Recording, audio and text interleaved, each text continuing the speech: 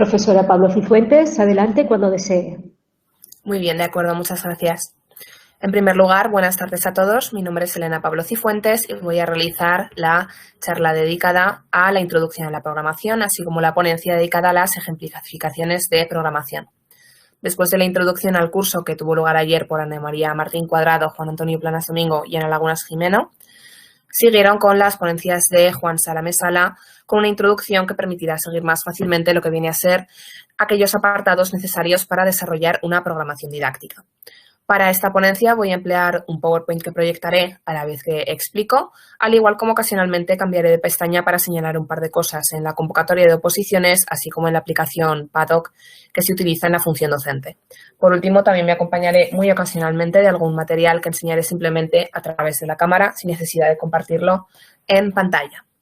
Por lo tanto, me vuelvo a presentar, soy Elena Pablo Cifuentes y quizá a través de la cámara no se detecta tanto como en persona, pero soy la persona con, por una parte, menos currículum dentro de las ponencias, así como la más joven.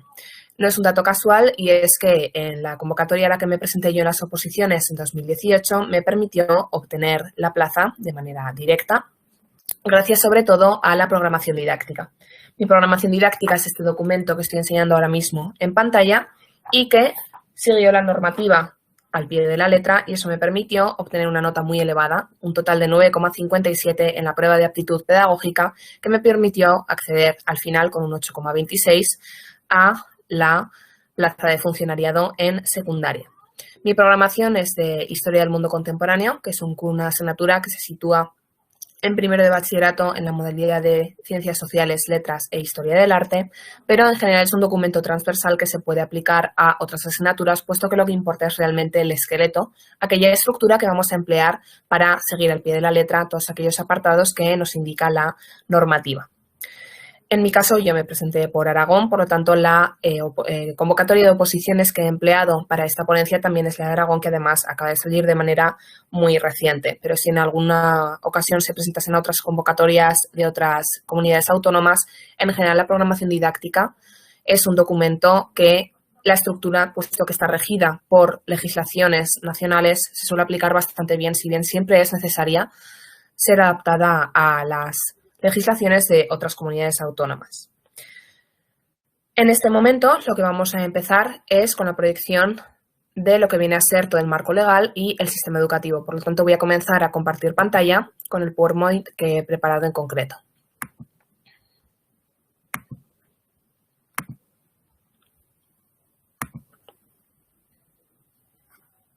De acuerdo. Espero que se me esté viendo correctamente en este momento. Perfectamente. De acuerdo. Por lo tanto, voy a comenzar con lo que viene a ser el marco legal. Tampoco voy a detenerme mucho en este apartado, puesto que en principio queda cubierto por otras ponencias de mis compañeros, pero sí que quiero hacer énfasis en la importancia de la normativa dentro de la programación didáctica.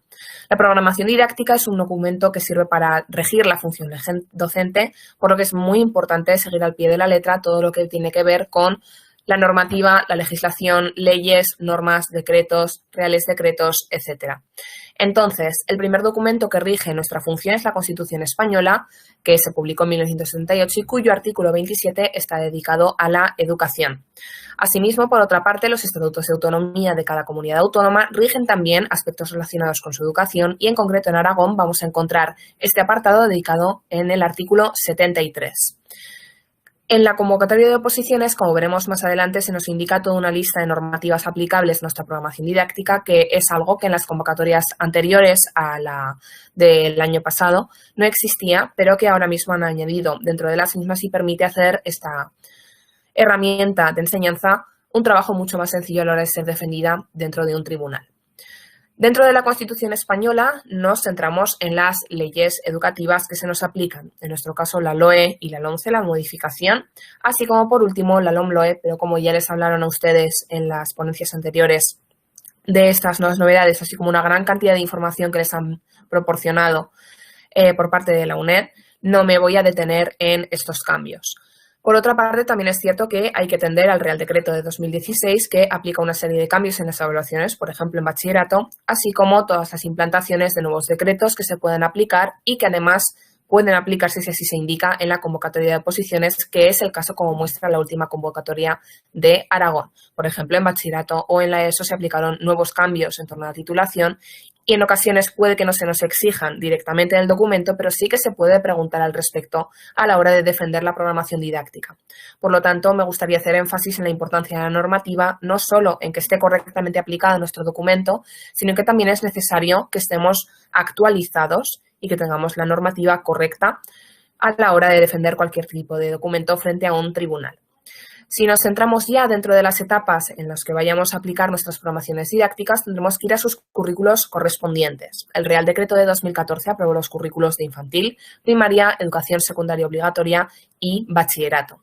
Cada currículo tiene una orden distinta y, en concreto, tal y como yo he trabajado, me voy a remitir en Aragón a la orden ECD 489 de 2016 del 26 de mayo para todo lo que viene a ser la educación secundaria obligatoria y a la 494 de 2016 del 26 de mayo también para el bachillerato.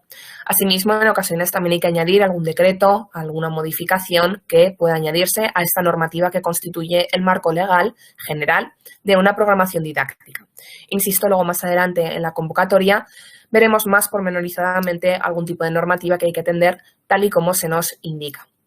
Inicialmente, ver todas estas leyes y estos documentos puede resultar muy impactante, puesto que los documentos legislativos no son precisamente las lecturas más amenas que existen para una tarde en la que programar, pero una vez se coge familiaridad con este tipo de documentos, en general es bastante más sencillo manejarse con ellos. Por otra parte, yo soy consciente de que no siempre se tiene el tiempo necesario para trabajar toda esta normativa, pero en mi caso yo lo planteo siempre de este modo. Cuando yo realicé mi programación didáctica y la defendí ante un tribunal con tan solo 23 años, yo iba muy segura de mí misma porque había tenido un gran contacto con todo lo que venía a ser el material directo de las legislaciones. Yo me leí la LOE, me leí la normativa, me leí los reales decretos, me leí todos los decretos que salieron hasta última hora de manera previa a mi tribunal y a la hora de manejar este tipo de información yo me sentía bastante segura respecto a todo lo que había escrito. Entonces, para mí la normativa, que entiendo que puede resultar algo muy pesado a la hora de trabajarlo, a mí me resultaba un apoyo a la hora de defender mi programación didáctica. Y creo verdaderamente que el ser capaz de mostrar que manejaba ese tipo de información, en mi caso reafirmó el control que yo tenía sobre este documento. De todas maneras, este tipo de charlas, que en este caso estamos realizando en colaboración de la UNED de Calatayud junto a la Asociación de Psicopedagogía de Aragonesa, también permiten reforzar o tomar un primer contacto con este mundo que inicialmente puede resultar abismal o muy grande. Pero de todas maneras, en mi opinión, cuanto más contacto directo se tome con la programación didáctica y su normativa, habitualmente mejor material vamos a crear. Por lo tanto, ese es el marco legal en el que nos vamos a mover en la programación didáctica. En general, insisto, el marco normativo es más profundo, pero también ha habido ponencias al respecto. Ahora voy a continuar muy brevemente con el sistema educativo. Tampoco me voy a tener en gran medida, puesto que lo que nos interesa verdaderamente es la programación didáctica y sus partes. Pero sí que es necesario manejar correctamente las etapas en las que nos movemos. Como mi programación didáctica se ubica en secundaria, puesto que es mi profesión, yo me voy a centrar en la rama de secundaria. Pero siempre es conveniente tener un panorama general de cómo funciona nuestro sistema educativo. Cuando se trabaja en secundaria, por lo tanto, las programaciones didácticas pueden estar referidas a la educación secundaria obligatoria, así como a los bachilleratos. También conviene tener unas ligeras nociones de cómo funciona la diversidad o aquellos programas dedicados a la atención a la diversidad, como pueden ser el programa PAI o el PEMAR, así como los distintos cuartos adaptados. Este tipo de información también puede ser ocasionalmente requerida por un tribunal, por lo tanto, siempre es necesario tener clara la estructura que sigue el sistema educativo. Dentro de este panorama es donde tendremos que elegir nosotros nuestra asignatura para realizar la programación didáctica. En ocasiones realizan preguntas del estilo de ¿qué asignatura conviene coger? La elección de la asignatura es algo muy personal y realmente también varía mucho en función de cuánto temario abarca, cuántos días a la semana se tienen para implantar esa asignatura o cómo se pueden ver afectadas por un calendario escolar que tenga una prueba finalista, como por ejemplo sucede con algunas asignaturas optativas o troncales también de segundo de bachillerato. Desde mi punto de vista es una elección personal y me consta que hay personas de física y química que eligen programaciones de segundo de bachillerato sabiendo que hay una selectividad detrás y que no supone absolutamente ningún problema en un tribunal, mientras que hay otras personas que prefieren centrarse en asignaturas que, pese a abarcar quizá un temario para edades inferiores, se sienten más cómodas con asignaturas de otro tipo. Por lo tanto, una visión del sistema educativo es necesaria. También es necesario saber la continuidad que tienen cada asignaturas dentro de la rama a la que nos dediquemos y a la hora de elegir la asignatura, desde mi punto de vista es algo personal, valorando los pros y los contras que nos puede generar de cara a un tribunal. La programación didáctica debe estar bien estructurada y aspectos como el calendario escolar o una prueba finalista pueden afectar a la estructuración que nosotros hagamos. Por lo tanto, es muy importante trabajar con las asignaturas, su situación en el sistema educativo y el currículo que contienen. El currículo que contiene en concreto nos vamos a referir al nivel de concreción curricular. Nosotros nos movemos en la etapa de la programación didáctica, por lo tanto es el tercer nivel de concreción curricular que existe dentro de los 4 con los que se trabaja en un centro escolar. En primer lugar, trabajaríamos con la normativa estatal y autonómica. En segundo lugar, trabajaríamos con los documentos de centro. Y en tercer lugar, trabajaríamos con la programación didáctica.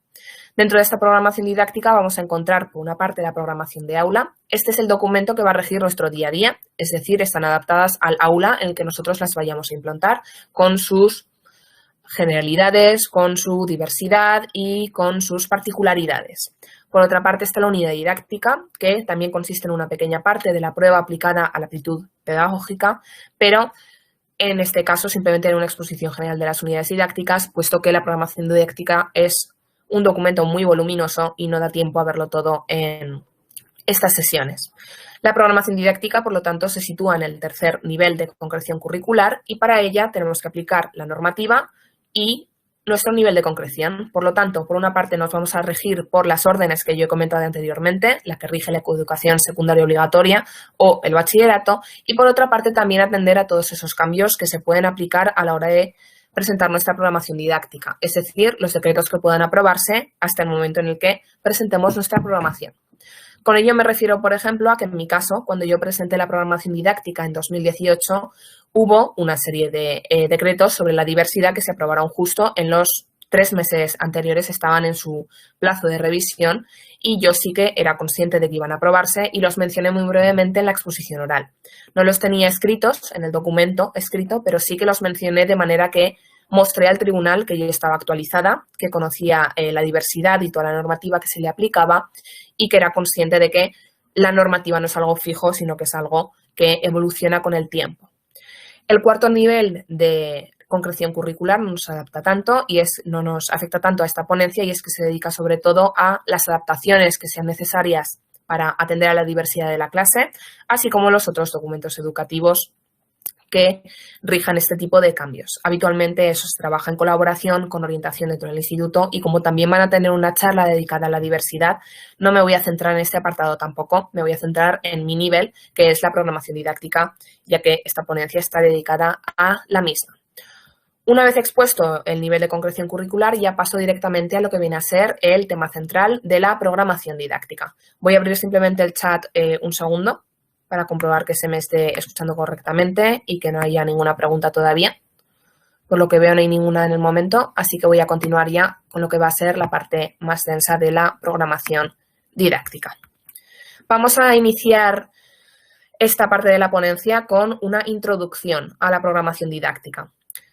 Lo primero que me gustaría destacar es que aunque esta charla esté dedicada a estudiantes de la UNED, es muy importante destacar que no es lo mismo las programaciones de las oposiciones que la de los institutos.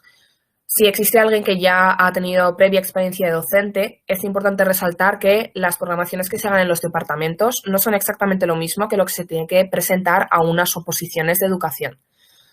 ¿Por qué?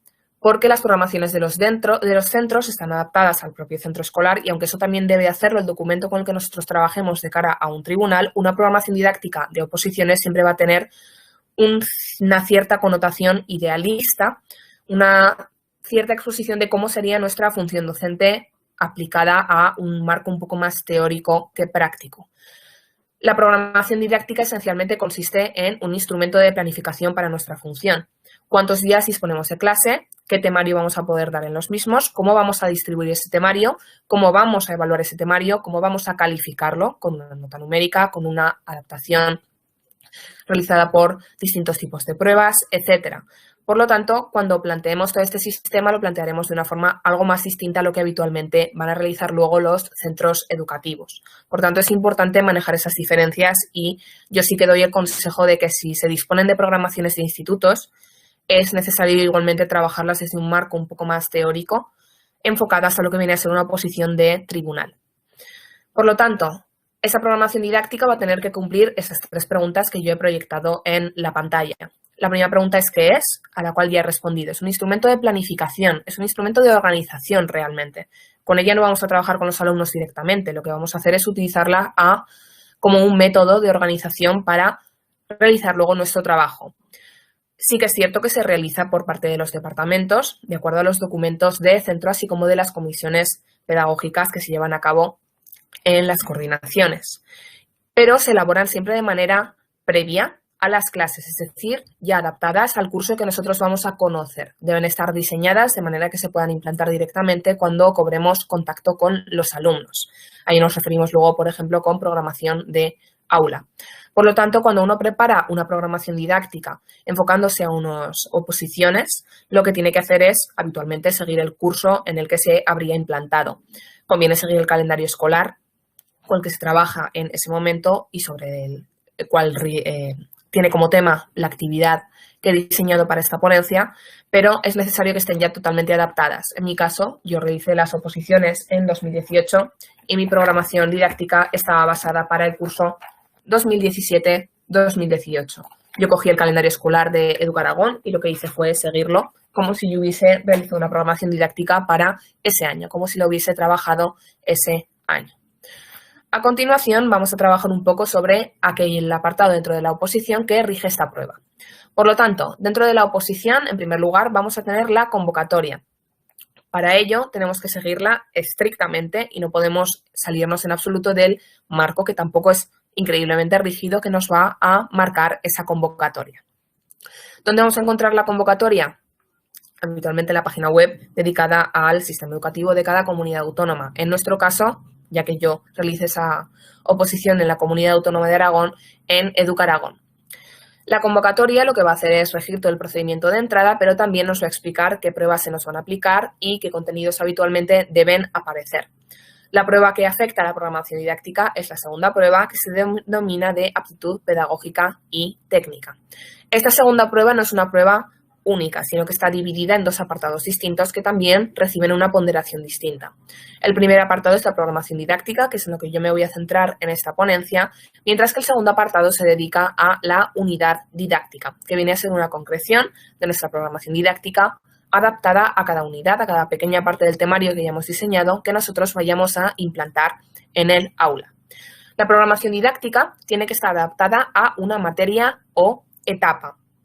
Habitualmente se recomienda trabajar con una materia, puesto que con etapas no mucha gente trabaja. Es menos habitual, por lo menos, sobre todo en educación secundaria, en lo que se refiere a la educación secundaria y sobre todo en la obligatoria. Dentro de la materia o etapa, sois libres de elegir la asignatura que vosotros deseéis, en general con la que uno se sienta más cómodo, independientemente de si hay pruebas finalistas o no. En mi caso, mi elección fue Historia del Mundo Contemporáneo, que consiste en una asignatura que se realiza en primero de bachillerato, por lo tanto yo no me enfrentaba a una selectividad después, que además disponía de un gran número de horas, que era en concreto 4 horas a la semana. Eso me daba una gran cantidad de tiempo para diseñar distintos instrumentos metodológicos, de evaluación, de calificación, de atención a la diversidad, que me permitieron trabajar con un espacio bastante más holgado que otras asignaturas que tienen un temario o más amplio o más constreñido en el tiempo. En la convocatoria vamos a tener todas aquellas indicaciones que nos permitirán diseñar la programación didáctica. Lo que más importante resulta es sobre todo atender a la estructura que aparezca en la orden correspondiente en la que se nos haga mención la estructura que debe seguir la programación didáctica. También hay que atender por fuerza obligatoria y en la propia convocatoria se indica a los currículos vigentes de las comunidades autónomas. Por lo tanto, el currículo con el que trabajemos tiene que estar totalmente actualizado. En eso no vais a encontrar ningún problema, puesto que las páginas de las comunidades autónomas referidas a la educación siempre van a estar actualizadas para los currículos correspondientes y su aplicación en el curso correspondiente también. En segundo lugar, no solo la estructura de la normativa, sino también las indicaciones de la propia convocatoria. Dependiendo de la convocatoria, en ocasiones se puede advertir que hay una mayor especificación de aquellas cosas que se van a exigir dentro de una programación didáctica o una mayor libertad. Por ejemplo, yo he trabajado también con currículos de La Rioja y con convocatorias de la Comunidad Autónoma de La Rioja, y lo cierto es que existen diferencias si nos paramos a mirar las convocatorias de distintas comunidades autónomas. Por lo tanto, cuando nos presentemos a una oposición en una comunidad autónoma, es necesario volver a repasar esa convocatoria, fijarnos bien en qué apartados se exigen y asegurarnos de que los cumplimos todos y cada uno de ellos. Si no se cumplen los mínimos, en ese momento una programación didáctica ya puede ser motivo de no calificación. Por lo tanto, hay que seguir a rajatabla las indicaciones que allí se indiquen. En tercer lugar, en la educación secundaria obligatoria es necesario incluir una serie de apartados que son relativamente novedosos para España, si bien ya llevan un tiempo implantados en nuestro país, y es la contribución de la materia a las competencias clave. Las competencias clave fueron diseñadas por la Unión Europea y ahora mismo, sobre todo desde la aplicación de la LOMCE, rigen parte de los currículos de las asignaturas, sobre todo en referido a aspectos metodológicos y en torno a capacidades, habilidades, etcétera, a desarrollar. Por lo tanto, tenemos que seguir todas estas indicaciones, pero también en ocasiones podemos añadir apartados. Tenemos cierta libertad para diseñar aquello que nosotros consideramos necesario para nuestra docencia y no tiene por qué seguir solo unos mínimos que aparezcan en las leyes o en la convocatoria. Yo, por ejemplo, sí que añadí algunos apartados, al igual que decidí no incluir otros que me parecían más secundarios. Yo al final acabé realizando para esta ponencia, no para mi programación didáctica, que sigue un índice distinto que expondré en unos minutos, una serie de mínimos. Si atendemos a la ley y si atendemos en ocasiones las convocatorias de oposiciones que especifiquen qué tipo de contenidos deben aparecer en una programación didáctica, podemos encontrar diferencias. Entonces, en ese cuadro de tono verde oliva que he proyectado, lo que yo he hecho ha sido una abstracción de aquellos apartados que suelen ser obligatorios, comparando la normativa junto con aquellas indicaciones que ocasionalmente pueden aparecer en las convocatorias. Entonces, yo de aquí extraje un total de 11 apartados que luego se pueden reagrupar, se pueden ordenar como se quiera y se puede rehacer en un índice que nuevamente comentaré enseguida. Por lo tanto, yo al final acabé extrayendo 11 conceptos generales. Por una parte, los objetivos, que son totalmente obligatorios, pero luego podemos encontrar que existen distintos tipos de objetivos que trataré más adelante. En segundo lugar, los contenidos, también obligatorios. En tercer lugar, la metodología, un apartado muy amplio sobre el cual no podremos hacer en esta charla más que mencionar, puesto que existen metodologías muy distintas y podría llevarnos muchísimas horas tratar este tipo de conceptos. En cuarto lugar, aquellos conocimientos y aprendizajes básicos que queramos trabajar y que últimamente tienden ya más bien a tratarse como contenidos y competencias clave. En quinto lugar, todo lo que viene a ser relacionado con la evaluación, otro de los apartados más amplios y, sobre todo, más importantes dentro de la programación didáctica. Los tribunales suelen prestar especial atención a la evaluación. En sexto lugar, recuperaciones, que de hecho hoy en día lo que estamos viviendo es una gran insistencia en torno al sistema de recuperaciones, al fracaso escolar y a medidas que permitan al alumno promocionar y superar con éxito las asignaturas. En séptimo lugar, todo lo referido a la diversidad, que nuevamente comento que no me centraré, puesto que tenéis ponencias dedicadas específicamente a este ámbito. En octavo lugar, medidas de estímulo, que también incluirían atención a la diversidad. En noveno lugar, materiales y recursos didácticos, que ocasionalmente también pueden ser reagrupados en metodología. En décimo lugar, actividades extraescolares y complementarias. Y por último, todo lo que tiene que ver con la función docente y la evaluación de la misma. A continuación, voy a tratar en torno a la convocatoria y lo que voy a utilizar es la convocatoria que salió recientemente publicada en EducAragón. De la convocatoria tenemos que extraer una serie de apartados que resultan fundamentales y que tenemos que cumplir a rajatabla. En primer lugar, la convocatoria nos indica que la programación didáctica es personal e individual. Esto es algo que ya asumimos todos, pero lo cierto es que la programación didáctica es un documento que debe ser elaborado personalmente y que además no puede realizarse en ningún tipo de acción en grupo. Habitualmente también se puede advertir cuando una programación no es propia. En segundo lugar, también debe estar centrada en un área, materia o módulo por la especialidad, que tiene que a su vez corresponderse con un curso o etapa educativa. Insisto, la manera más sencilla de trabajar y de no complicarse es trabajar sobre una materia específica, si bien si alguno prefiere trabajar de otro modo también aparece indicado dentro de las convocatorias, los anexos, etc. Y en tercer lugar nos suelen aparecer aquellos aspectos que deben estar incluidos de forma obligatoria. A continuación voy a proyectar una breve captura que he hecho de la web de Educaragón, donde aparece publicada esta convocatoria, que es de 2021, por lo tanto la más reciente de la que dispongo. Cada vez que realizo una ponencia yo me actualizo respecto a la normativa necesaria para este tipo de charlas. Una vez pinchamos en el link que nos redirige al Boletín Oficial de Aragón, nos aparece la convocatoria correspondiente para oposiciones, de la cual lo que he hecho ha sido extraer una serie de capturas de pantalla. Por lo tanto, con lo primero con lo que voy a empezar es con todo lo referido a esa segunda prueba de aptitud pedagógica y técnica que permite evaluar nuestra función como docentes. En la convocatoria, lo que tiene en este primer apartado, donde estamos en el espacio en blanco, es aquello que se nos indica para realizar la prueba. Una presentación didáctica elaborada de manera individual e impersonal, como he mencionado, adaptada a un nivel de la etapa, así como una segunda prueba dedicada a la exposición de una unidad didáctica, también con el mismo carácter personal e individual. Se nos indica también la ponderación que se recibe y también es necesario especificar qué tipo de apartados se nos exigen. En primer lugar, que los currículos deben estar vigentes. Insisto en eso habitualmente, si seguimos las páginas web no vamos a encontrar ningún problema. Pero en segundo lugar, a continuación se nos dan una serie de pautas. Entre ellas que, por ejemplo, las unidades didácticas cuentan con un mínimo y un máximo, de los cuales no podemos ni hacer menos ni hacer más, y que éstas suelen tener que estar numeradas. Por último, seguir las normas de maquetación y en ocasiones puede ser motivo de eliminación o si no de penalización. En la propia convocatoria, en una captura que he incluido más abajo, se nos indica cuál es el castigo entre comillas, es decir, la penalización, si incumplimos alguna parte de la normativa que aparece especificada en la convocatoria de las oposiciones. Si nos seguimos centrando en aquellos apartados que rigen la programación didáctica, tenemos una especificación que se centra en la programación didáctica. La programación didáctica es un documento que se expone oralmente y para el cual apenas se puede utilizar ningún tipo de ayuda. Con programación didáctica me refiero a la parte A de esa prueba de aptitud técnica y pedagógica, es decir, la programación didáctica, no las unidades didácticas. En la programación didáctica, nuevamente se nos repite que debe estar atribuida a un ámbito concreto, en unidades didácticas numeradas y, por último, siguiendo los currículos necesarios. Pero en esta convocatoria se ha añadido algo que ya había en las anteriores dedicadas al cuerpo de maestros y algunas especialidades, y es que han especificado qué normativa las rige.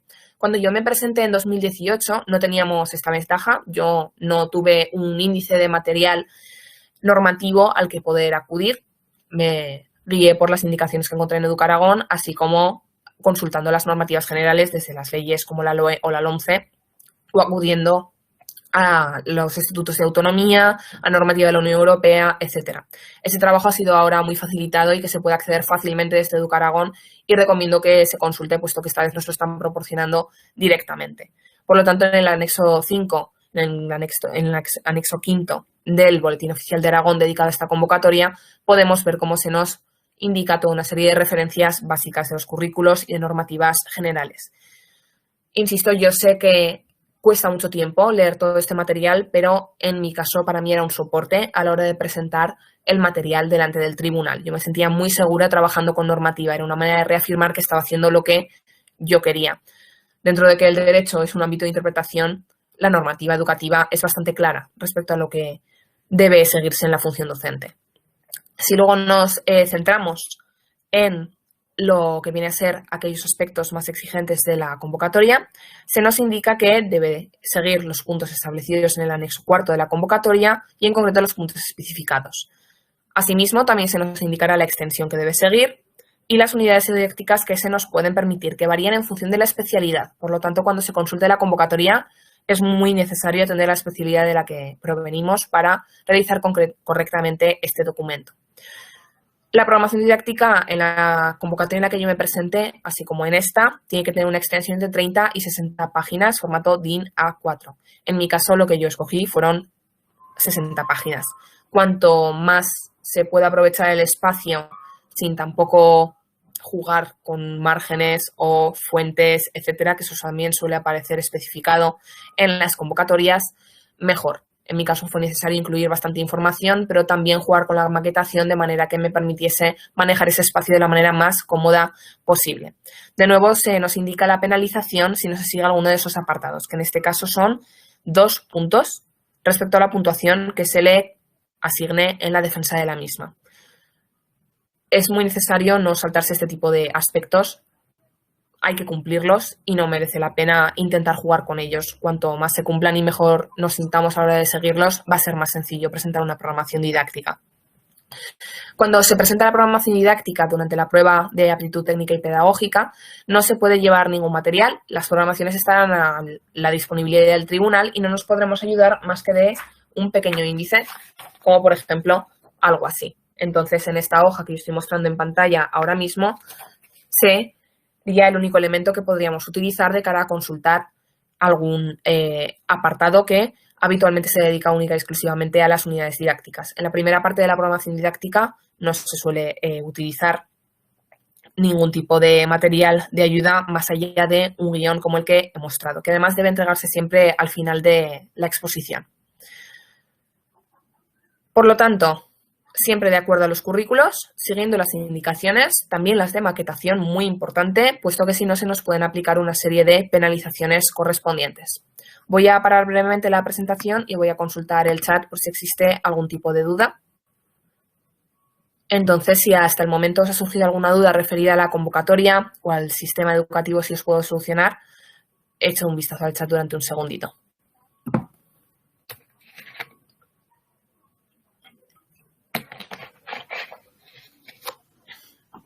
Como veo que no surge ninguna consulta, continúo con el siguiente apartado. Si seguimos de acuerdo a la convocatoria, aquella normativa que se nos aplica, lo que yo he seguido es todas esas normas que aparecen en el anexo que nos indicaba la propia convocatoria y que, repito, esto se ha incluido en las últimas convocatorias de oposiciones. Ya las vi el año pasado, en 2020, para las especialidades que fueron convocadas y lo vuelvo a ver para 2021 con la reactivación de las oposiciones en nuestra comunidad autónoma. Por lo tanto, ahí aparece un gran listado de currículos, de resoluciones, de órdenes que se aplican, de nuevas instrucciones, de nuevos decretos, así como una referencia que es muy importante que tengáis en cuenta, que es la consulta a la web de Educaragón y la normativa para la educación secundaria obligatoria y el bachillerato dentro de esta convocatoria de oposiciones. Esto quiere decir que dentro de la convocatoria se nos indica una serie de apartados que vienen a ser obligatorios, pero eso no quita que nosotros tengamos que estar actualizados. Se nos indica que cualquier norma que esté incluida en esa referencia normativa que aparece en Educaragón puede ser aplicada a nuestra defensa de la programación didáctica. De ahí mi insistencia en la necesidad de estar actualizados, no solo para nuestra función docente, sino para la preparación de un material de oposiciones e incluir todos esos decretos, normativas, instrucciones que puedan aplicarse. Vuelvo a insistir, yo por si acaso me llevé preparadas las instrucciones referidas a la diversidad que se iban a aplicar más o menos en los meses en los que yo estaba realizando la presentación de la programación didáctica. De acuerdo. Si nosotros seguimos los apartados que aparecen en esta normativa, lo que he hecho ha sido un índice de 10 apartados. Luego lo compararé con el índice con el que yo trabajo en mi programación didáctica de oposiciones, que no es ya exactamente el mismo que el documento que yo manejo en los centros. Insisto, se trata de una especie de prototipo, de una especie de tipo ideal de programación didáctica. En mi caso, siguiendo todas estas normativas, tanto a nivel europeo como nacional como autonómico, lo que he extraído han sido 10 apartados que considero que son elementales dentro de una programación didáctica. Sin embargo, hay algunos de ellos que son obligatorios y otros de ellos que no lo son. Hay otros que son secundarios. Por lo tanto, voy a explicar un poquito por encima cada uno de ellos y luego ya pasaremos a consultar cada uno en profundidad. En primer lugar, y siguiendo un poco el índice que sigue mi programación didáctica, yo he tratado unas consideraciones iniciales. Unas consideraciones iniciales equivaldrían un poco a una introducción hacia la programación didáctica, que puede ser vista desde una introducción teórica hasta una introducción de un carácter ligeramente más personal, sin tampoco entrar en una gran subjetividad. En esas consideraciones iniciales yo trato de mostrar cuál es mi visión como docente, así como la necesidad de mi materia dentro del currículo y de la educación de los alumnos. Se trata de crear un ambiente de cara al tribunal. Nosotros, cuando defendemos una programación didáctica, es necesario mostrar al tribunal que nos la creemos. Y es que, al fin y al cabo, se trata de mostrar cuál es nuestra actitud como docentes. Por lo tanto, para mí fue necesario realizar una introducción a la asignatura y mi visión sobre la misma. Sin embargo, este apartado no es obligatorio, no se suele especificar en ninguna normativa que sea necesario incluir algún tipo de introducción a la programación.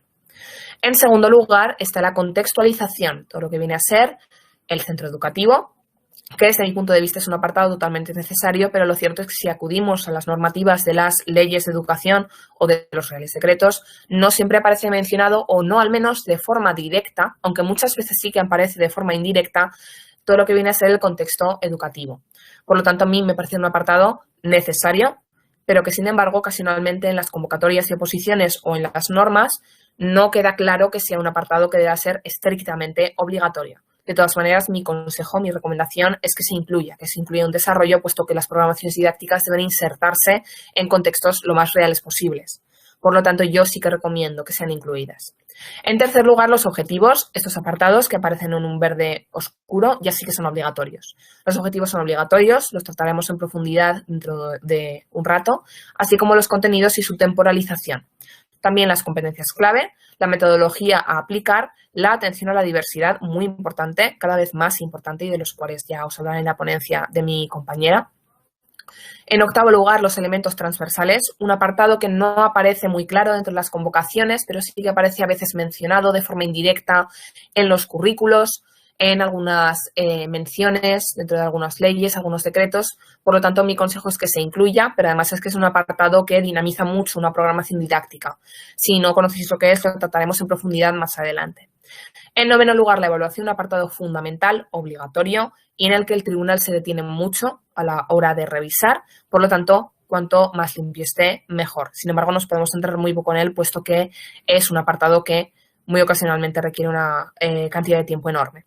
Y por último, las fichas de las unidades didácticas. Yo lo trabajé por fichas, puesto que en la convocatoria se nos hace referencia a que las unidades didácticas deben estar incluidas. Las unidades didácticas vienen a ser una reaplicación de la programación didáctica a su temporalización en sesiones y en temas organizados. Por lo tanto, también tienen que mostrar cómo hemos relacionado todos estos apartados a las unidades que nosotros hemos diseñado. En mi caso, yo las incluí en mi programación didáctica, pero a través de fichas, con el fin de trabajar con la maquetación y ahorrar espacio. A continuación, muestro el índice que yo he seguido dentro de programación didáctica. Este es el índice general, pero luego yo lo subdividí en apartados. Por lo tanto, en mi índice tengo, por una parte, la programación didáctica, que viene a ser todo el documento teórico, y por otra parte las fichas de las unidades didácticas. Para ello voy a mostrar muy brevemente mi programación didáctica de oposiciones, que supongo que se me verá aunque sea en chiquitito en la pantalla. Y tal y como muestro, mi programación didáctica se inicia por el índice que proyectaré a continuación. Y lo que encontramos en primer lugar es todo el apartado que viene a ser las consideraciones iniciales. Y ya, si me voy al final de mi programación didáctica, comenzando en la página 39, ya continúo con el décimo apartado dedicado a las fichas de las unidades didácticas, que era mi manera de articular todo lo que viene a ser el contenido de la programación didáctica de manera visual, directa, y mostrando que había trabajado cada uno de los apartados de la programación también en las unidades didácticas. De esta manera conseguí ahorrar mucho espacio y vincular todo lo que viene a ser objetivos, contenidos, criterios, estándares de evaluación, competencias clave en un solo documento. De manera que me permitía mostrar todo el trabajo necesario en la convocatoria de oposiciones de manera directa, pero también ahorrar espacio, porque si tenemos que incluir las unidades didácticas en la programación didáctica es imposible por cuestión de espacio. Entonces yo lo articulo a través de la maquetación de mi programación didáctica, que si tengo tiempo, al final de la sesión dedicaré un poquito de tiempo para dar algún consejo. A continuación, lo que estoy mostrando es el índice ya desarrollado de mi programación didáctica. Es el mismo que tengo en la programación y que he enseñado al mostrar este documento. Por lo tanto, simplemente en las capturas lo que aparece es directamente el material, el mismo material que estoy mostrando también a través de la cámara. Como podéis ver, son 10 apartados en total, que son los que he mencionado anteriormente, pero luego está cada uno subdividido en pequeños apartados, de manera que al tribunal le quedase claro de un solo vistazo lo que yo quería mostrar en esta programación didáctica. Hay personas que prefieren hacer un índice más resumido, que prefieren simplemente mostrar los 10 puntos generales, pero no es mi caso. Soy consciente de que muchas personas, por supuesto, sacaron una nota, en ocasiones superiores a la mía, igualmente con un índice resumido. Pero mi objetivo, en general, cuando trabajo con la programación didáctica y cuando la realicé de cara al tribunal, fue realizarlo lo más visual posible, de manera que con un solo vistazo fueran capaces de ver qué apartados había manejado yo y qué se encuentra en cada uno de ellos. De esa manera me aseguro de que ven a primera vista que lo he trabajado todo a fondo.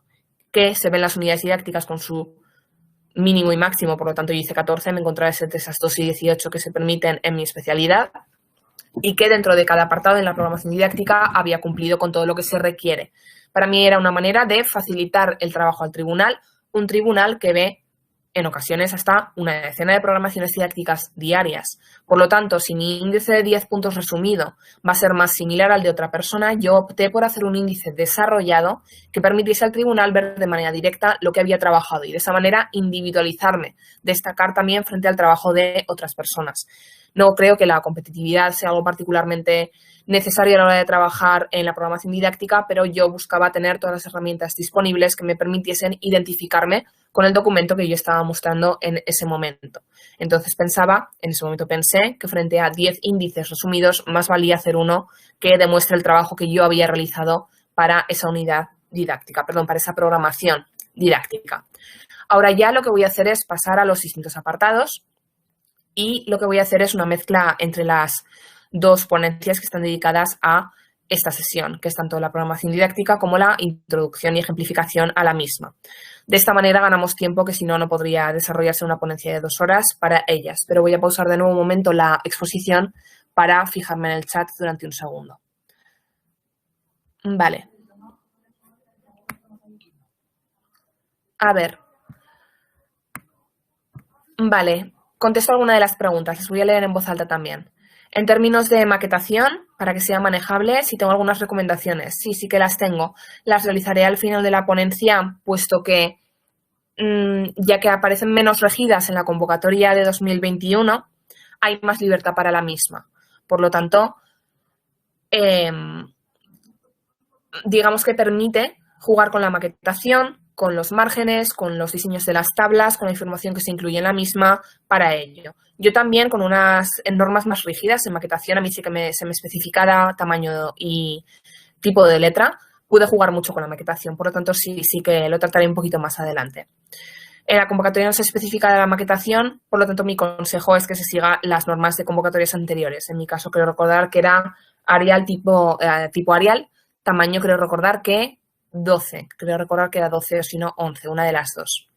Respecto a las oposiciones de otros ámbitos, de otros cuerpos educativos, las oposiciones siempre se van a regir por las convocatorias, por lo tanto es necesario acudir a la convocatoria, pero en general, en todo lo que viene a ser oposiciones dedicadas al ámbito educativo, la estructura no suele diferir mucho. Digamos que las oposiciones de educación siguen un esqueleto bastante rígido, puesto que aparece determinado por la normativa. Por lo tanto, lo que intento transmitir en esta ponencia es que es necesario seguir aquellos apartados que se nos marcan en las convocatorias y readaptarlos al ámbito que sea necesario. Sí que es cierto que yo trabajo desde secundaria y en concreto pues desde la asignatura del campo de la geografía e historia, pero también puedo comentar que mi programación didáctica yo también la he proporcionado a cuerpos de primaria y no hubo problema si lo que hacemos es readaptarlo. Siempre tenemos que seguir las normas que se nos indiquen. Por lo tanto, si tenemos un esqueleto y lo adaptamos correctamente a las normativas y las convocatorias de otros cuerpos, en principio no debería resultar un problema. Nuevamente reitero la idea de la importancia de trabajar de acuerdo a la normativa y las convocatorias de oposiciones. En caso de que no se indique tipo de letra y número, ¿qué recomiendas? Seguir las recomendaciones de convocatorias anteriores. Yo, como he comentado justo ahora, quiero recordar que, bueno, es Arial, eso por supuesto, en mi programación didáctica, y lo que no recuerdo en este momento es si era 11 o 12. Sí que lo han dejado abierto, pero por supuesto en no hacer ningún tipo de locuras. Por otra parte, los márgenes. Los márgenes es de lo que menos se especifica en las programaciones didácticas en las convocatorias, pero yo he visto programaciones sin márgenes y dentro de que esto es un punto de vista subjetivo y estético, a mí me parece que es muy evidente cuando alguien trata de aprovecharse del espacio disponible saturándolo de información. Entonces, yo trabajé con los márgenes normalizados y no los truqué, pese a que no aparecía ninguna indicación específica en torno a los márgenes en mi convocatoria. Es sobre todo de cara a la incomodidad que me podría resultar que me preguntasen algo al respecto. O sea, a mí me hacía sentir incómoda el hecho de que me dijesen: oye, no has dejado márgenes. Que ya sé que suena muy estúpido, pero a veces es de lo que más nos quejamos los profesores en los exámenes que hacemos a los alumnos. Entonces, mi recomendación es que hagamos un documento estándar y que sigamos pues las letras más estandarizadas que tienden a ser Times New Roman, Arial con sus tamaños correspondientes. A mí me gusta más si trabajo con Arial la letra tamaño 11, al igual que si trabajo con Times New Roman me gusta más la 12 o si trabajo con Calibri también la 11. Si no aparece especificado, en principio nos dan libertad, pero también recomiendo que se pregunte en la medida de lo posible para seguir una indicación general. Los márgenes depende al gusto del consumidor, pero a mí sobre todo es que me hace sentir incómoda si se ve muy fácilmente un espacio muy abigarrado, casi un error vacui. De acuerdo. Puede ser un error, no aparece ni tipo de letra ni interlineado. No, en otras comunidades autónomas no se ha indicado. Por lo tanto, depende mucho de la convocatoria y de cómo se redacte en ese año. Por lo tanto, criterios generales y no hacer ningún tipo de locura. Que nadie haga una programación a tamaño 8, ni que tampoco deje un interlineado de 2 puntos. Es mi consejo. Yo trabajaría con las normas normalizadas, digamos, o con las indicaciones de convocatorias anteriores. Intentaré hablar un poquito más despacio, ¿de acuerdo? El contenido de las charlas de las programaciones didácticas es muy intenso, por lo tanto intentaré bajar un poquito la velocidad. En cuanto al esquema que se permite llevar, es una cara de un folio para la programación y otra cara de un folio para la unidad, además del material para desarrollar la unidad que quieras mostrar. ¿Esto es así? Sí, efectivamente, esto es así. Si nosotros pasamos de nuevo a las especificaciones dentro de la convocatoria, se nos indica para la defensa de la programación didáctica o del plan de intervención, la aspirante no podrá disponer ni de un ejemplar de dicha programación o plan, ni de cualquier otro material auxiliar, pero, por lo tanto, este documento que tengo yo aquí es el que yo empleé para dar al tribunal y yo no me lo quedo. Se lo queda el tribunal y son ellos los que lo van consultando mientras atienden a nuestra defensa y a nuestras unidades didácticas. Entonces, yo no podía coger este documento y abrirlo. Eso es algo que sencillamente no se puede hacer. Sí que se disponía de un guión, en mi caso, no para la programación didáctica, sino para las unidades didácticas. En mi convocatoria para la programación didáctica no disponía de ningún material para los primeros 20 minutos de defensa. ¿Qué hice? Me memoricé el índice de los apartados que yo quería mostrar y lo que hice fue disponer de una pizarra en el aula en el que yo realicé mi defensa de la programación didáctica y lo que hice fue directamente iniciar mi presentación diciendo que iba a tratar los siguientes apartados, entonces yo los apunté en orden. Pero como se nos indica aquí, continúa la lectura, podrá utilizar un guión equivalente que no excederá de una página de una hoja de tamaño DIN A4 y que deberá entregarse, por lo tanto, eso sí que se puede emplear. Pero insisto, lo que hice en la convocatoria. Si se nos dice una página de una hoja de tamaño DIN A4, eso quiere decir que es solo por una cara. Una página es solo una cara. Una hoja serían 2 páginas, por lo tanto una página solo una de las mismas, lo que vendría a ser algo similar a esto, ¿de acuerdo? No es el que yo utilice para mis oposiciones, pero me sirve de ejemplo. Mi guión era algo muy parecido a esto, ¿de acuerdo? Por lo tanto, una cara de un folio para la programación, tal y como se nos indica ahí. De todas maneras, si pasan a la segunda fase, yo recomiendo que hablen con el tribunal si tienen la opción. Una vez se aprueba la primera fase y se pasa a la segunda, yo tuve esa oportunidad. Y entonces, antes de entregar las programaciones, una vez nos reunieron para citarnos para la entrega de las mismas, sí que nos permitieron hacer preguntas y una de ellas fue ese tipo de preguntas. Por lo tanto, consulten si se puede utilizar esa cara de un folio para la programación y otra carilla para las unidades didácticas. En las unidades didácticas, efectivamente, es otro guión y luego todo el material, pero ese material se proporciona al tribunal. No se puede hacer más que entregar, no se puede consultar. Por lo tanto, imaginen durante un segundo, voy a sacar una unidad didáctica, que se está trabajando con una unidad didáctica. Yo las tengo aquí encuadernadas, las que me hice para oposiciones. Entonces, yo tengo este material, estos cuadernillos, pero yo no los puedo consultar. Lo que haría sería, a continuación, voy a realizar la exposición de la unidad didáctica y facilito al tribunal la lectura de la unidad didáctica en forma esquemática, por ejemplo. Entonces, yo iría sacando material, iría sacando materiales de ejemplos de fichas, ejemplos de esquemas, ejemplos de actividades de extraescolares y se lo iría proporcionando al tribunal, pero yo no me lo quedo. Todo ese material es simplemente entrega, que lo que hace es acompañar nuestro discurso, nuestra defensa, tanto de las unidades didácticas. ¿De acuerdo? Vale. Espero haber contestado a la pregunta. Si existe alguna duda, si no, repito cualquiera de las mismas.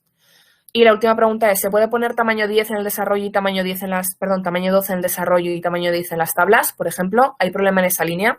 Si la convocatoria no lo especifica, en principio no. Yo me sentí más cómoda teniendo esas especificaciones, no lo voy a negar.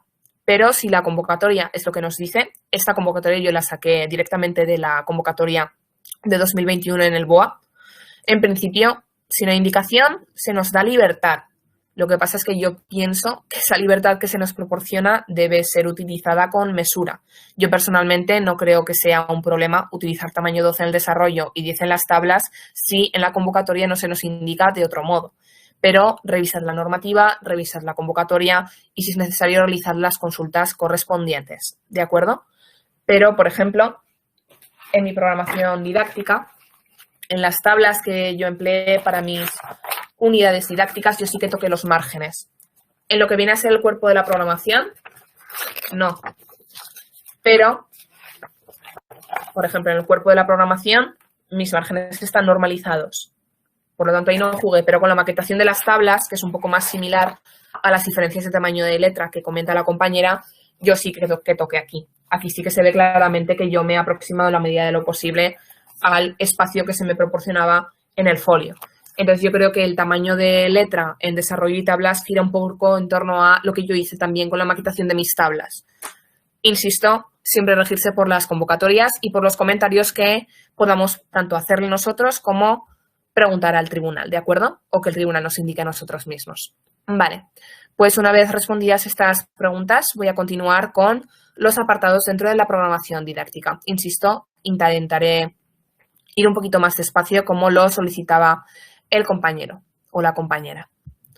Vale, vuelvo a la programación didáctica y continúo con el primer apartado. Por lo tanto, lo que voy a hacer ahora es centrarme en los 10 apartados. Perdón. Que se me ha detenido un momento la presentación con la pantalla interactiva. Un segundito.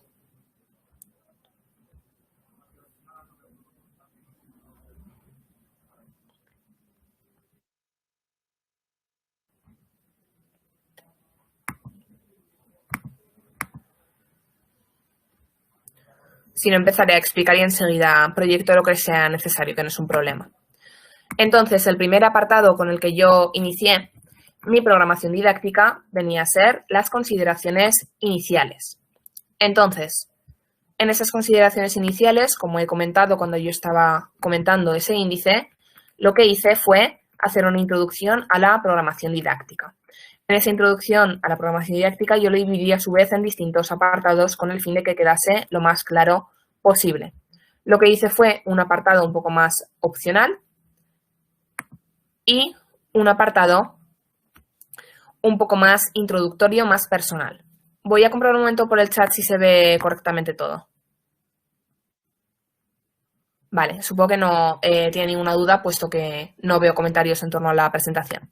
Vale, este apartado, puesto que era opcional, puesto que no está incluido ni en las normativas de las programaciones didácticas, ni tampoco en la convocatoria, si a veces hacen menciones a qué apartados deben incluirse, que en esta última convocatoria son más amplios al respecto, debe ser breve. Tenemos que emplear el espacio de nuestra programación didáctica de una manera muy adecuada. La programación didáctica tiene un máximo en esta convocatoria de 60 páginas, por lo tanto, vamos a tener que elegir qué incluimos y qué dejamos, sobre todo en aquellos apartados que sean opcionales. Las consideraciones iniciales son opcionales, por lo tanto, deben ser breves. Yo lo dividí en, por una parte, un apartado para la normativa que regía mi materia y luego en dos apartados. Uno que demostrase qué concepto tenía yo de la programación didáctica y un segundo apartado que se dedicaba un poco a aspectos más personales de la valoración de mi asignatura dentro del temario. Por lo tanto, voy a empezar por ese primer apartado. La normativa. Lo que yo hice en mi programación didáctica fue seguir el marco legislativo, que van a ver que es el esquema generalizado en mi presentación. Hay que ubicarla correctamente dentro de si se trata de educación secundaria obligatoria, si se trata de bachillerato o se trata de otro cuerpo.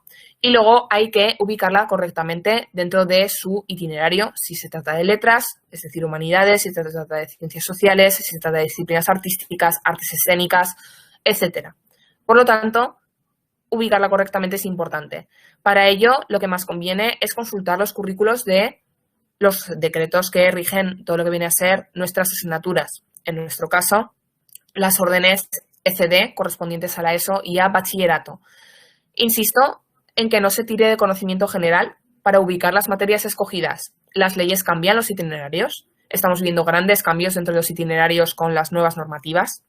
Pero es que además ocasionalmente nos podemos encontrar sorpresas como, por ejemplo, la que yo me llevé cuando resulta que mi asignatura de Historia del Mundo Contemporáneo también era una troncal en las disciplinas artísticas. Entonces, hay que asegurar correctamente la información que tenemos de nuestra asignatura. El marco legislativo debe ser algo muy, muy claro en nuestras programaciones didácticas. Lo que más tenemos que demostrar en una programación es en que conocemos las normativas. En segundo lugar, yo lo que añadí fue toda la legislación correspondiente a mi asignatura, sobre todo aquella que la afectaba de manera directa, el Real Decreto, la LOE 11 y la Orden de Bachillerato en mi caso. Una vez establecido todo el apartado normativo, yo continué con esa especie de introducción al concepto de la programación didáctica. Puesto que se trata de una defensa de la aptitud técnica y pedagógica realizada a través de ese documento que nosotros implantamos en el aula, yo quise también explicar un poco por encima cuál era mi concepto, siguiendo la normativa, así como un poco una concepción relativamente personalizada, poco, puesto que es un documento que se rige mucho por normas, de la programación didáctica. Destaqué su importancia a nivel organizativo, a nivel preparativo, es decir, todo lo que viene a ser el trabajo previo antes de realizar nuestras clases en el aula. También destaqué su papel como planificación, es decir, asegurarnos de que podemos cumplir con el temario, pese a que haya imprevistos durante el curso, y también su capacidad de atención a la diversidad, de planificar distintas asignaturas de manera que se cubran distintas habilidades de los alumnos y no solo una como puede ser la memorización, que se atiendan a distintos intereses o distintas habilidades de los alumnos, que incluyan contenidos que puedan tirar más de las habilidades artísticas, otros de habilidades más cinéticas, entonces un poco trabajar con ese tipo de diversidad. También insistí mucho en esa relación del proceso de enseñanza-aprendizaje, de cómo son dos aspectos que van totalmente vinculados, y luego un breve resumen sobre el contenido de mi programación y sus características en la asignatura. Por último, insistir en ese tercer nivel de comprensión curricular que yo estoy destacando aquí. En mi programación didáctica tenía 60 páginas, pero también tiene un anexo. Los anexos están permitidos en mi convocatoria. Y en concreto también me aseguré, preguntando al tribunal, de que podían estar simplemente incluidas una vez estuvieran fuera de la numeración de las 60 páginas. Entonces, espero que se pueda ver correctamente. Aquí, como podéis ver, es la última ficha de mi unidad didáctica y aparece con un 60. Y aquí en los anexos ya empieza una nueva numeración, de manera que si no se podía cumplir con esa numeración, simplemente los anexos no se incluían y ya está. Pero yo me sabía de memoria los anexos que iba empleando cuando defendía la programación didáctica, entonces iba haciendo menciones del estilo. En la página número 5 encontrarán el currículo dedicado a la asignatura de Historia del Mundo Contemporáneo. En la página número, por ejemplo, 23, encontrarán un esquema dedicado a la organización del centro escolar y sus documentos de centro. De esa manera, yo no utilizaba un material que no podía proporcionar por cómo funciona la defensa de la programación didáctica, pero sí que me aseguraba de decir en todo momento al tribunal dónde encontrar esa información en mi programación didáctica, en este caso en los anexos. En mi convocatoria se permitieron los anexos, en otras comunidades autónomas, en otras ocasiones, no se han permitido. Entonces, de nuevo, atended a la normativa y aseguraos de que se permite. Entonces, una de las cosas que yo incluí fue este esquema que estoy mostrando ahora mismo en la presentación de los niveles de concreción, de manera que yo demostrase que sabía perfectamente dónde se ubicaba mi labor docente y la prueba a la que yo estaba presentándome. En concreto, en el tercer nivel, que es el que aparece destacado en negrita. También buscaba en general que fueran recursos visuales. De ello hablaré un poco más adelante, si me da tiempo, en las instrucciones de maquetación.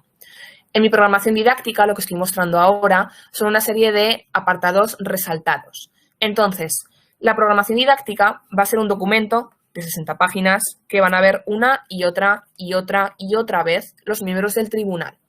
Entonces, yo insisto con la importancia de que el tribunal debe conocernos de alguna manera y nosotros debemos hacernos destacar. Insisto, se enfrentan a posiblemente 60 documentos idénticos. Por lo tanto, ¿cómo es posible destacar dentro de que todos los documentos van a ser 60 páginas de normativas y de aplicaciones de currículos, de especialidades que los miembros del tribunal ya... Estábamos con las consideraciones iniciales, por lo que voy a continuar con la exposición. consulto un segundito el chat y compruebo que me estáis viendo y escuchando todos correctamente. Entonces, si alguien me puede confirmar, por favor, por el chat, continúo con la exposición. Te vemos y te escuchamos perfectamente, Elena. Perfecto, pues muchas gracias. De acuerdo. Lo último que había mencionado es lo que yo considero necesario de resaltar en el documento de la programación didáctica de alguna manera visual aquellos elementos que consideramos más importantes. En mi caso lo hice utilizando pequeños cuadros de color, puesto que nos indicaba en mi convocatoria que no podía utilizar color en mi programación didáctica. También pude comprobar cuando yo me presenté en el tribunal que el tribunal disponía de 15 programaciones didácticas en blanco y negro, que eran todas idénticas. Entonces, yo traté de individualizarme a través del empleo del color, de los resaltes, de la negrita en mi documento. De acuerdo. Por lo tanto, he determinado todo ese primer apartado inicial, que viene a ser una introducción tanto a la normativa como al concepto de la programación didáctica, y el segundo apartado ya fue una reflexión totalmente personal en torno a la asignatura, por qué la había escogido y qué contenido incluye, qué apartados abarca y cómo quería yo utilizarla para contribuir a la educación de los alumnos, tanto a nivel de etapa como a nivel de valores o formación a largo plazo. Entonces, lo que aparece proyectado en la presentación PowerPoint es simplemente ese párrafo que yo dediqué a esa valoración en torno a la asignatura. En negrita aparece mi propia redacción y en azul aparece un resalte del currículo aragonés. Entonces, cuando hablo de normativa y de consultarla tan a menudo, lo que me refiero es que en muchas ocasiones dentro de la normativa vamos a encontrar aquellos apartados necesarios para controlar correctamente nuestra programación didáctica. En concreto, el currículo de Aragón tiene grandes introducciones que orientan muchísimo las asignaturas de cara incluso a las programaciones didácticas y oposiciones. Entonces, yo recomiendo leer los currículos con detenimiento, porque yo incluí un apartado que dejaba muy claro qué visión debe aplicarse en la asignatura y que también era compartida con la visión que yo también tenía de la misma. Bien, una vez terminado ese apartado de consideración inicial,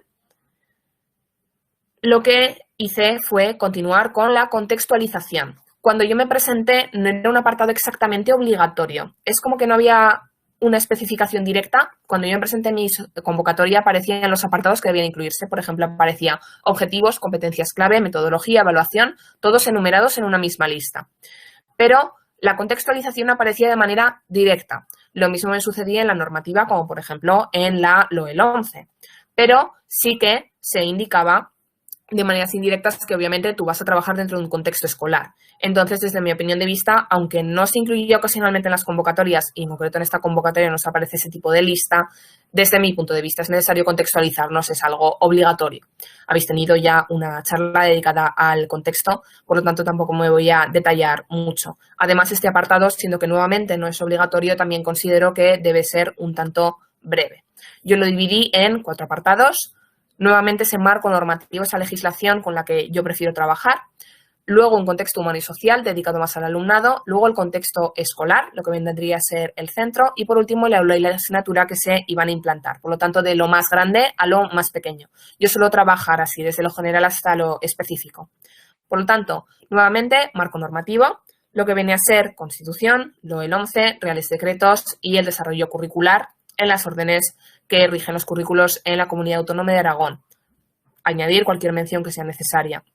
Como preguntaban en el chat, voy a aprovechar para mencionarlo también de voz alta. En principio, efectivamente, en la convocatoria de oposiciones se nos indica una normativa que más o menos llega hasta 2018. Lo podéis comprobar metiéndoos vosotros en la normativa, en ese anexo en el que aparece desarrollada. Pero eso no quita que nosotros tengamos que ser conscientes de qué normativa se nos va a aplicar.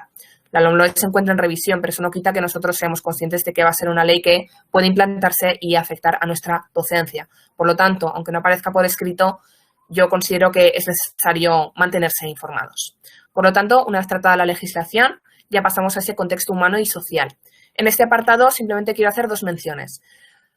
Las programaciones didácticas, puesto que no han sido realmente implantadas, tenemos la libertad de escoger dónde las vamos a contextualizar. Eso viene a ser así trabajamos en un centro. Ese centro puede ser real o puede ser inventado.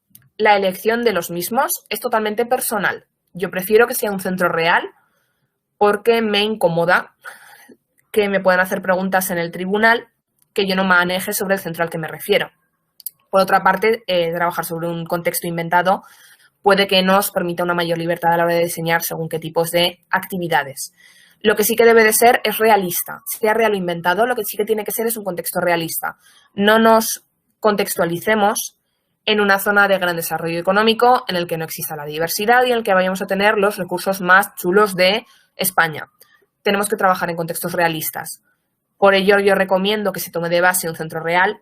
Recomiendo simplemente acceder a las páginas web de los centros. En muchas ocasiones vais a encontrar muchísima información para desarrollar un contexto más que suficiente para una convocatoria de oposiciones, pero es necesario incluir cómo es el contexto realmente luego en los centros.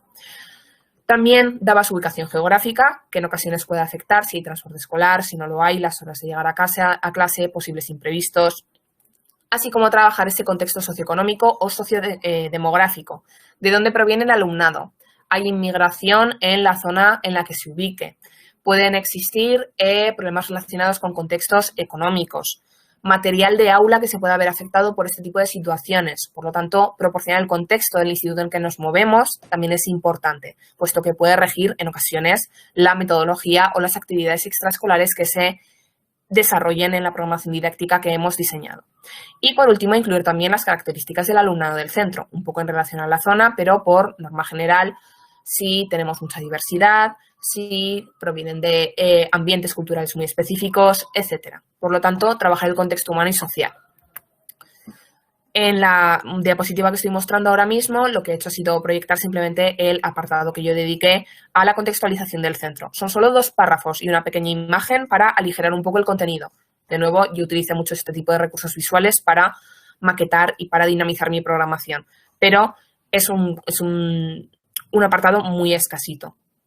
Teniendo en cuenta las necesidades que requiere la programación didáctica de evaluación y de metodología, entre muchos otros apartados como la diversidad, etcétera, estos apartados deben ser breves.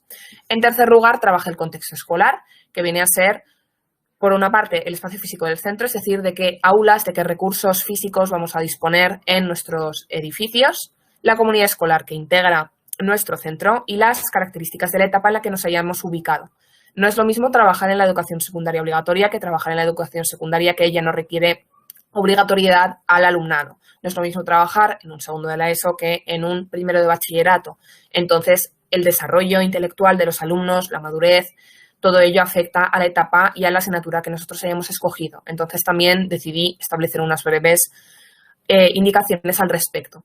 En cuarto lugar, el aula y la asignatura, es decir, en qué grupo van a estar, tenemos que ubicarlos correctamente en su itinerario, en su curso, en su aula, cuántos alumnos vamos a tener. Para ello existen máximos y mínimos en la legislación que se ven afectados por las comunidades autónomas, por lo tanto, es necesario atender a ellos, no nos pasemos de las indicaciones que se nos dan, así como describir muy brevemente la composición de la clase y atender correctamente a la diversidad que presenta.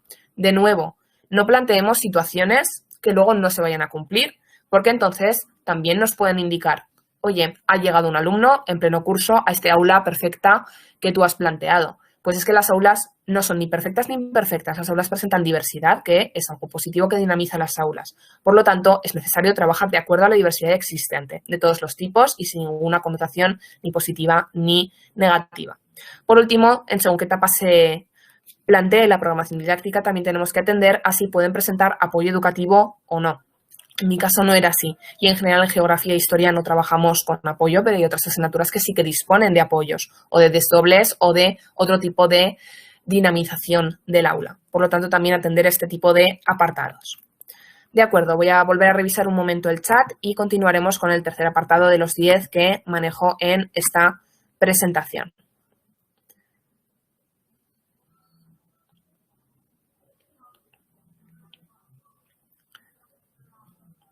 Consulto brevemente el chat y enseguida continúo con los objetivos. Los objetivos son uno de los apartados más importantes de la programación, son totalmente obligatorios en la normativa y suelen ser obligatorios en las convocatorias de oposiciones, por lo que también tenemos que trabajarlos y esto ya de una manera más o menos media extensa. De acuerdo. Entonces,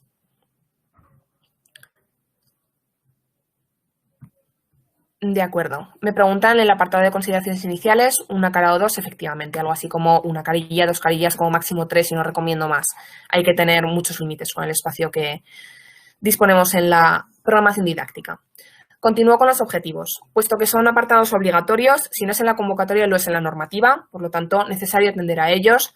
están proporcionados por los currículos establecidos en los reales decretos y, a su vez, repetidos en la aplicación a la normativa autonómica. Entonces, el Real Decreto que nos rige a nivel nacional luego se ve repetido en los currículos que manejamos en las normativas autonómicas, como por ejemplo en el caso de las órdenes 469 o 494 para educación secundaria obligatoria o para bachillerato que yo he planteado anteriormente.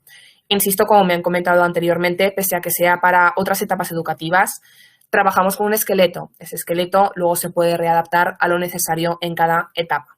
Entonces, en este apartado tenemos 3 posibilidades distintas, y es que objetivos hay muchos. Por una parte tenemos objetivos de etapa. Esto aparece en la normativa que podéis consultar. En segundo lugar, tenemos objetivos de materia. En el caso de la Comunidad Autónoma de Aragón suelen aparecer especificados en los currículos de las asignaturas. Y en tercer lugar, podemos plantearnos objetivos específicos en cada una de las unidades didácticas. Si trabajamos de manera general, en la etapa tendremos que tener en cuenta que nuestras asignaturas contribuyen al desarrollo general del alumnado junto a el resto de asignaturas. Si trabajamos en materia, vamos a diseñar objetivos específicos que queremos que los alumnos adquieran. Y si trabajamos ya por unidades didácticas, ya estamos especificando en el último nivel y queremos trabajar en relación a los contenidos que vamos a implantar. En mi caso, lo que hice en el apartado de objetivos fue, en primer lugar, definirlos, puesto que como palabra tampoco es que nos centren mucho. Por objetivos, hoy en día lo que entendemos son todas esas metas que queremos que los alumnos alcancen y que además tienen una doble función. Sirven como meta, pero además sirven como habilidades que adquieren los alumnos. Nuestros objetivos son esas metas que queremos que adquieran. Los de la etapa, insisto, establecidos por currículo, y luego ya los de la materia habitualmente también, y los específicos habrá que desarrollarlos por nosotros mismos. Los de etapa aparecen regidos por la legislación, tenéis allí las órdenes que los rigen. Hay personas que deciden diseñar sus propios objetivos de etapa. Yo personalmente creo que si ya están especificados por la normativa, yo no me siento, pero esto es una apreciación subjetiva, con el poder como para situarme por encima de aquellos que legislan en la educación. Entonces yo prefiero trabajar con los que están ya diseñados y no añadir los míos propios en los objetivos de etapa. En otros sí, en los de etapa me quedo con los que ya aparecen diseñados por los técnicos. Si seguimos con la materia, dependiendo, vamos a encontrar que o no aparecen establecidos o que en algunas comunidades autónomas, como es la de Aragón, sí que se encuentran establecidos. Entonces, si alguna vez os presentáis por comunidades autónomas que no sean la aragonesa, en la del currículo aragonés habitualmente van a estar desarrollados. Los objetivos de materia no van a estar increíblemente individualizados. Lo que vamos a encontrar son generalidades en torno a la asignatura y el carácter que tiene. Por lo tanto, lo que vamos a encontrar son objetivos que van a ser transversales para todas las unidades didácticas y luego ya se readaptarán como nosotros lo necesitemos. Luego tenemos ya los específicos de las unidades didácticas, pero ya esos los desarrollamos de acuerdo a qué queremos que consigan en cada unidad didáctica. Voy a consultar si existen dudas en torno a los objetivos de la asignatura.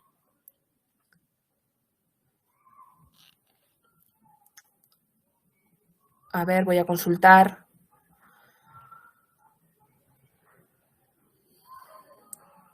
Las asignaturas que tienen desdobles dependen muchas veces de la organización de los propios centros escolares. Entonces, a veces no depende tanto de materias como de las propias características del centro. Hay centros que desdoblan física y química, hay centros que tienen desdobles de lengua castellana y literatura, etc. Simplemente que en mi especialidad en concreto no tendemos a realizar desdobles, ¿de acuerdo? Y respecto a las características del curso COVID, nosotros debemos implantar para el curso en el que manejamos. Entonces, algunas menciones en la programación didáctica, teniendo en cuenta que es un documento que sirve para atender imprevistos, es necesario hacer menciones a los imprevistos que puedan surgir durante el curso. Entonces, lamento comunicar que desde mi punto de vista supongo que alguna mención es necesaria. Ahora bien, creo que de todas maneras hay que centrarse en la estructura y en la normativa que siguen nuestras indicaciones. La normativa llega más o menos hasta 2018. Entonces, tampoco creo que las programaciones deban estar increíblemente centradas en la pandemia que afectaba a nuestra docencia este curso. Voy a continuar con el cuarto apartado, que está dedicado a los contenidos en la materia y la temporalización. Entonces, habitualmente estos son apartados obligatorios en la convocatoria y en la ley. Insisto, aunque en la convocatoria no aparezcan tan detallados como sí que lo han estado otros años, en la ley está muy claro. Nos aparecen directamente proporcionados por los currículos que se encuentran establecidos en el Real Decreto a nivel nacional y nuevamente repetidos en su aplicación autonómica en los decretos. Los contenidos de la materia nos van a ocupar un espacio que, si bien quizá desearíamos que fuera más pequeño, no lo vamos a poder realizar porque los contenidos son amplios. Entonces, yo en este apartado trabajé nuevamente con una normativa, con la mención de las leyes que lo rigen, continué con una definición de los contenidos y luego realicé 3 apartados dedicados a los mismos. Una secuenciación, obligatoria, unas unidades didácticas y su temporalización, también obligatorias, sobre esto versa mi actividad, y por último unos contenidos mínimos que están exigidos por ley. Los contenidos mínimos son un asunto a tratar que especificaré un poquito más adelante, puesto que su carácter es un poco subjetivo. Entonces, comenzando por esa definición, vuelvo a repetir la normativa que los rige y además mencionamos el anexo en el que aparezca toda esa relación entre apartados, que en mi caso pues era el currículo de la asignatura.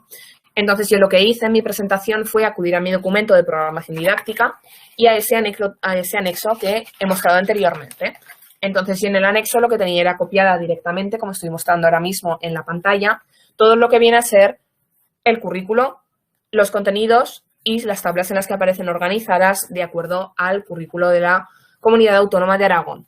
De este modo, yo los incluía con todo su desglose en criterios, estándares, competencias clave, etcétera, de manera que tuviera todo completo. Pero en la programación didáctica, en el apartado 4 dedicado a los contenidos, es decir, no en el anexo, sino en el apartado correspondiente, también hay que incluirlos desde mi punto de vista. Entonces, lo que hice en ese momento es que en este apartado 4 que tengo aquí, simplemente copié los contenidos organizados en una tabla un poquito más grande que me permitiese jugar con la maquetación, tal y como estoy mostrando ahora mismo en la pantalla. Yo considero que deben ser incluidos, puesto que son un apartado obligatorio. Creo que es obligatorio también que estén mostrados en nuestra programación didáctica, pese a que podamos referirnos al currículo. Pero es que el currículo forma parte de un anexo y nosotros trabajamos con las 60 páginas que nos están permitidas, máximo me refiero, de 60 páginas que están incluidas en la convocatoria. Por lo tanto, hacer referencia a un apartado que no está incluido en el material obligatorio, a mí me parece que es mejor incluirlo, puesto que aparece mencionado. Por contenidos nos referimos a ese conjunto de conocimientos, habilidades, destrezas y actitudes que contribuyen al logro de los objetivos de la etapa educativa y a la adquisición de competencias. Por lo tanto, no son solo contenidos, no son solo conocimientos entendidos como contenidos, son mucho más que conocimientos. También pueden ser habilidades, así como destrezas y actitudes. Yo copié directamente los contenidos, es posible su reordenación. En mi caso no fue necesario porque mi asignatura sigue un orden cronológico que en mi programación didáctica yo también mantuve. Entonces, en mi caso no fue necesario reordenarlos, pero si trabajáis sobre otras asignaturas, es posible hacer una reordenación para aquello que creamos más conveniente. Y para el resto de relación con criterios de evaluación, con estándares de aprendizaje, etcétera, ya sí que hice referencia al anexo, puesto que forman parte de otro apartado. A continuación, el siguiente apartado que seguía mi programación didáctica eran las unidades didácticas y su temporalización. Como habéis podido ver en la convocatoria se hace mención a esas unidades didácticas y las unidades didácticas tienen que estar temporalizadas. Sobre esto es sobre lo que versa mi actividad, que aprovecharé también ahora para explicarla con un poquito de profundidad. Entonces, lo que vemos es que la ley nos exige que los contenidos estén organizados en unidades didácticas. Por lo tanto, esto en nuestra programación didáctica también debe estar incluido. Si nos lo exige la ley, nos lo exige también la prueba a la que nosotros nos presentemos. Nos regimos por la ley. Todo tiene que estar de acuerdo a lo que nos indique la legislación. Vamos a encontrar un mínimo de unidades didácticas que varían en función a veces de la especialidad. Esto siempre va a aparecer indicado en las convocatorias, tal como os aseguro que aparece indicado en la convocatoria de 2021. En mi caso me permitían escoger entre 12 unidades didácticas y 18. Entonces, cuando trabajemos en torno a mínimos y máximos, yo considero que el punto medio va a ser lo más cómodo. Cuando haces 12, es posible que se te insista en si realmente vas a tener temario muy agrupado y, por lo tanto, mucho contenido para los alumnos en pocas unidades, mientras que si haces 18 es posible que no te dé tiempo por cómo funciona el calendario escolar y las sesiones que necesites para evaluar a realizar 18 unidades didácticas. Yo, por lo tanto, me quedé en el punto medio y lo dejé en 14. Además, mi temario se distribuía muy bien en 14 unidades didácticas que tenían mucha coherencia interna. En ocasiones existen, por ejemplo, asignaturas, me consta que en la química de segundo de bachillerato presenta algunos problemas para llegar al mínimo de unidades. o para intentar llegar a algo más que sea el mínimo. Por lo tanto, habrá que reordenar un poco esa asignatura y temporalizarla si queremos movernos en una media de unidades didácticas. Pero insisto, lo que sí que tenemos que hacer es cumplir con los mínimos y con los máximos. Una vez ya hayamos decidido nuestro temario organizado por unidades didácticas, es decir, cuánto contenido queremos incluir en qué número de unidades didácticas, tenemos que temporalizarlas. Tenemos que dividirlas, en primer lugar, en sesiones y luego en evaluaciones. ¿Cuántas sesiones tenemos? Esto solo se puede hacer manualmente. Es algo mecánico. Atendemos al calendario escolar, que en mi caso yo cogí el de Educaragón, y nos ponemos a contar días. ¿Qué recomiendo? Aprovechar la situación ideal de la asignatura. Entonces, si nosotros vemos que hay muchos puentes que caen en viernes o que caen en lunes, situemos nuestra asignatura en los días en los que más sesiones vayamos a tener por semana. Yo lo hice. Con mis 4 sesiones me quité unos cuantos puentes para disfrutar de 5 o 6 sesiones extra que perdía por culpa entre comillas, de vacaciones, festivos, imprevistos, etc. Entonces, yo dispuse de un total de más de una centena de sesiones y lo que hice fue entonces reorganizarlas por unidades didácticas, asignando un número de sesiones a cada unidad. El número de sesiones no es algo de lo que se puede hacer una media, es un criterio totalmente personal. Por lo tanto, dependerá de cuánto contenido quiera incluir yo en cada unidad didáctica y también dependerá de qué tipo de actividades quiera realizar, así como de la sesión para su correspondiente evaluación incluida en las mismas. En total, a mí, por lo tanto, se me quedaron 14 unidades didácticas con sesiones que oscilaban entre 8 de mínima por unidad didáctica y 10 de máxima. Pero, insisto, yo me moví en una asignatura que contiene un gran temario y que además disfruta de 4 horas semanales. Por lo tanto, es una actividad un tanto mecánica, coger el calendario de Educaragón y ponerse a contar. Yo no encontré otra opción. Encontrar cuál es la opción más favorable de acuerdo a nuestra asignatura para tener mayores sesiones.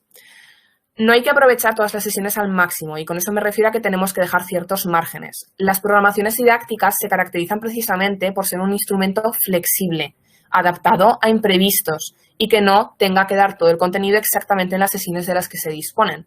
Por lo tanto, una de las cosas que es necesario tratar es que habrá que dejar 4, 6, 8, 13 sesiones, las que nosotros consideremos necesarias si vamos a perder un día de clase por ejemplo, el temporal que hemos vivido. Otro día de clase por si tenemos que recuperar dentro del aula. Otro día de clase porque resulta que nos vayamos a ver afectados por un extraescolar de otra asignatura. Por lo tanto, no hay que utilizar las unidades didácticas al mínimo posible, sino que hay que dejar ciertos espacios para tener en cuenta que no siempre vamos a tener el tiempo ideal para realizarlas. Hay veces que tenemos que repasar contenidos, hay veces que tenemos que realizar refuerzos, hay veces que podemos diseñar una actividad y decidimos que es conveniente incluirla en nuestra temporalización.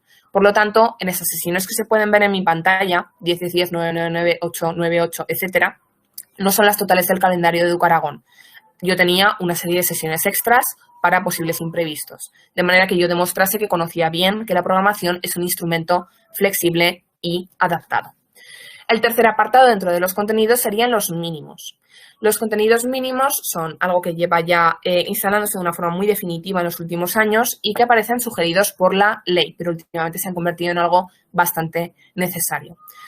Por contenidos mínimos, la abstracción que realizamos de estas palabras viene a ser aquellos aspectos que consideramos elementales para superar la materia, pero no por ello tenemos que entender que los contenidos mínimos sean solo contenidos. También pueden ser habilidades, actitudes específicas o incluso destrezas. Por lo tanto, no podemos poner, como fue en mi caso, que la Revolución Rusa y la Segunda Guerra Mundial y el imperialismo sean los contenidos mínimos. Un contenido mínimo en asignaturas como la geografía e historia también puede ser interpretar correctamente un mapa o analizar un texto o realizar un eje cronológico. Serán aquellos contenidos que nosotros designemos. Son criterio personal, aunque a veces en los institutos, por supuesto, se suele trabajar de forma coordinada. Pero yo sí que considero que los contenidos mínimos son algo que va más allá de los conocimientos, que debe incluir habilidades, actitudes y destrezas. La memorización es una habilidad, una capacidad, pero también la son otras como el análisis o la interpretación. Por lo tanto, contenidos mínimos que vayan más allá de conocimientos o contenidos curriculares en forma de conocimiento. En la siguiente diapositiva, en la anterior lo que ponía en el cuadro de la derecha eran contenidos, mientras que otros contenidos mínimos relacionados más con lo que viene a ser actitudes, habilidades y destrezas vienen a ser aspectos más prácticos, más analíticos o de interpretación. Por lo tanto, importante incluir contenidos que no sean solo lo que viene a ser memorístico o de realizar simplemente en un examen. Voy a pasar un segundo por el chat para continuar con las competencias clave. Vale, veo que no hay dudas, por lo tanto voy a continuar con el quinto apartado.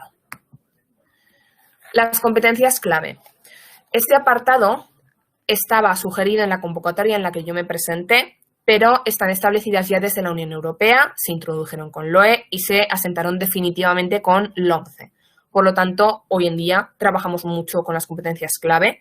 Desde inspección también se nos indica así, por lo tanto es importante que les dediquemos un apartado. Yo personalmente considero que se ha convertido en algo obligatorio, aunque en las normativas se nos especifique quizá de una forma un poco más indirecta, pero desde luego aparece, aunque no aparezca de forma directa, aparece. Por lo tanto, yo sí que lo incluyo en la programación didáctica de oposiciones. No es el apartado más largo, pero sí que debe aparecer tal y como se trabaja hoy en día desde el ámbito más técnico. Comienzo con una definición, como siempre con la normativa, que en este caso cambia un poco. Habréis podido ver que a lo largo de la presentación de la programación didáctica he realizado muchas referencias a la LOE, la LOMCE, el Real Decreto que rige el currículo, así como las órdenes que rigen las comunidades autónomas. Pero en las competencias clave yo también añado otro apartado más, y es la orden ECD 65 de 2015. ¿Por qué esta orden? Porque es la que reaplicó lo trabajado en el Parlamento Europeo a el desarrollo de las competencias clave aplicadas en nuestra legislación nacional. Por lo tanto, esa orden fue realmente la que comenzó a trabajar de una manera ya totalmente profunda en las competencias clave y yo decidí incluirla en mi programación didáctica. Nuevamente, insisto, para mí todo lo que venga a ser peso normativo y demostrar que manejo esos conocimientos, que me siento cómoda con ellos y que conozco de qué contexto parten, es algo que me hace sentir cómoda. Respecto a las competencias clave, también quería recomendar, es un documento que se encuentra muy fácilmente en la red, de hecho buscando la orden ECD 65 también aparecerá ese documento, y es que se hizo un gran desarrollo por parte de Europa, así como por parte de España, en torno a qué son estas competencias clave, y ese documento ayuda muchísimo a entender a qué se refieren con competencias clave. Comenzaremos por una definición y luego por esas 7 en las que se ha organizado en la Unión Europea en la actualidad. Entonces, las competencias clave vienen a ser todas aquellas habilidades, destrezas que queremos que desarrollen los alumnos y que provienen de ámbitos muy distintos para crear una educación mucho más interdisciplinar y distintas habilidades a los alumnos. Tendremos que, por una parte, definirlas brevemente, pero sobre todo en relación a nuestra asignatura. En cada asignatura se van a manejar de forma distinta, aunque luego veremos que no es tan profundo como puede parecer en primer lugar. Son 7, algunas se acercarán más a nuestra asignatura y otras se alejarán mucho, pero todas ellas se pueden trabajar de alguna manera en el aula. Esto no quiere decir que tengan que trabajarse todas a la vez y en todo momento. Sencillamente hay que trabajar con ellas de forma transversal a lo largo del curso. Las 7 competencias clave que se manejan en educación en este momento son, en primer lugar, la comunicación lingüística, que aparecen todas ellas, por cierto, resumidas en las siglas que aparecen allí y que yo también utilizo en mis fichas de las unidades didácticas. Por lo tanto, todo lo que viene que ver con la expresión, tanto oral como escrita, y con la comunicación. En segundo lugar, la competencia matemática y competencias básicas en ciencia y tecnología. A mí, por ejemplo, esta competencia me quedaba un poco lejos, teniendo en cuenta que yo me dedico a un ámbito humanístico de geografía e historia, pero sin embargo se puede trabajar perfectamente. En tercer lugar, competencia digital, todo lo relacionado con el mundo en el que nos movemos actualmente. En cuarto lugar, aprender a aprender. Esta competencia viene a ser una competencia en torno a la autonomía del alumnado, que a veces por su nombre quizá nos puede sonar un poco lejana, pero viene a ser autonomía, organización, estudio, etc. En quinto lugar, competencias sociales y cívicas. En mi caso, está directamente trabajada a través de la asignatura. En sexto lugar, sentido de iniciativa y espíritu emprendedor. Esto, pese a que no suene un poco económico, también puede hacer también gestión de la autonomía, de participación en clase, de organización a la hora de realizar distintas habilidades de estudio o técnicas de estudio, etc. Y por último lugar, la conciencia y expresiones culturales, que en mi caso también me tocaba muy de cerca por la geografía y la historia, pero insisto, aseguro que se pueden trabajar desde disciplinas que sean más lejanas al ámbito humanístico. A continuación, lo que voy a proyectar son cómo trabajé yo esas competencias clave y cómo las rediseñé para mi asignatura de manera que se vieran de forma visual en la programación didáctica. En el currículo aragonés aparecen ya desarrolladas, por lo tanto no hay que darle muchas vueltas a cómo se van a trabajar.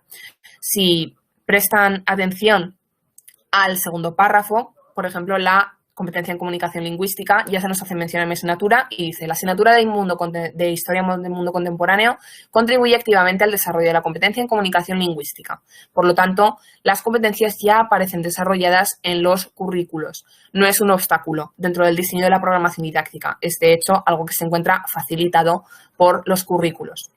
¿Cómo trabajé yo eso dentro de la programación didáctica? Por una parte, lo tenía trabajado en la propia programación, pero también las utilicé en las fichas de las unidades didácticas con los botoncitos que aparecen asignados en esa segunda imagen, cada competencia a un botón con un número y un color correspondiente. De esa manera, con una leyenda, que es la que ustedes ven en pantalla ahora mismo, ya tenía asignado cada competencia a las distintas fichas de las unidades didácticas. Insisto, no es necesario trabajarlas todas a la vez.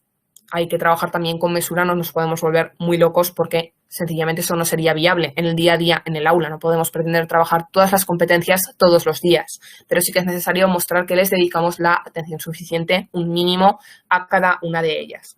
En cada asignatura vamos a tener un peso mayor de unas o de otras, pero todas ellas deben estar trabajadas, eso sí. Entonces, lo que dice mi programación didáctica, y que voy a mostrar ahora simplemente enseñándolo a través de la cámara, fue dedicar un apartado de competencias y luego trabajar cada una de ellas con su color correspondiente que había a su vez desarrollado en esa leyenda, diciendo cómo las iba a trabajar, a través de qué herramientas y qué permitirían desarrollar.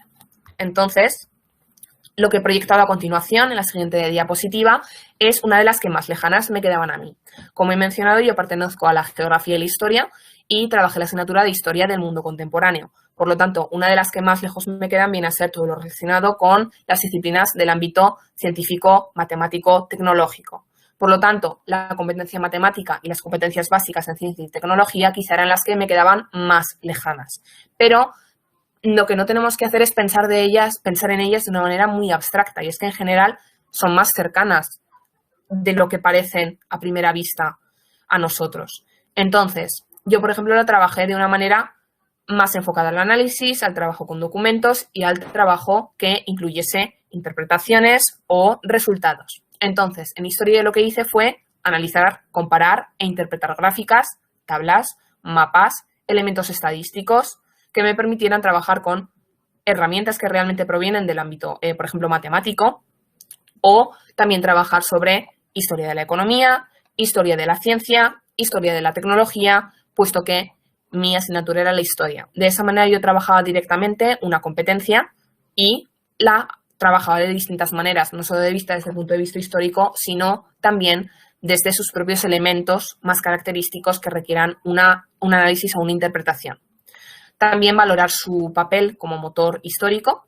En mi caso, con la Revolución Industrial, me resultaba muy sencillo trabajar este tipo de apartados. Y por último, también intentar mostrar qué se conseguía para los alumnos con esas competencias clave, puesto que, insisto, las competencias clave lo que intentan es desarrollar habilidades, capacidades, destrezas para el alumnado. En el caso de la competencia matemática y las básicas en ciencia y tecnología, lo que permitiría sería adquirir rigor científico, objetividad, crítica o pensamientos hipotético-deductivos que, por ejemplo, en los comentarios de texto resultan muy útiles. Relaciones causales, es decir, atender a aspectos multifactoriales, consecuencias o atender a distintos puntos de vista, al igual que se resuelven distintos problemas de maneras distintas.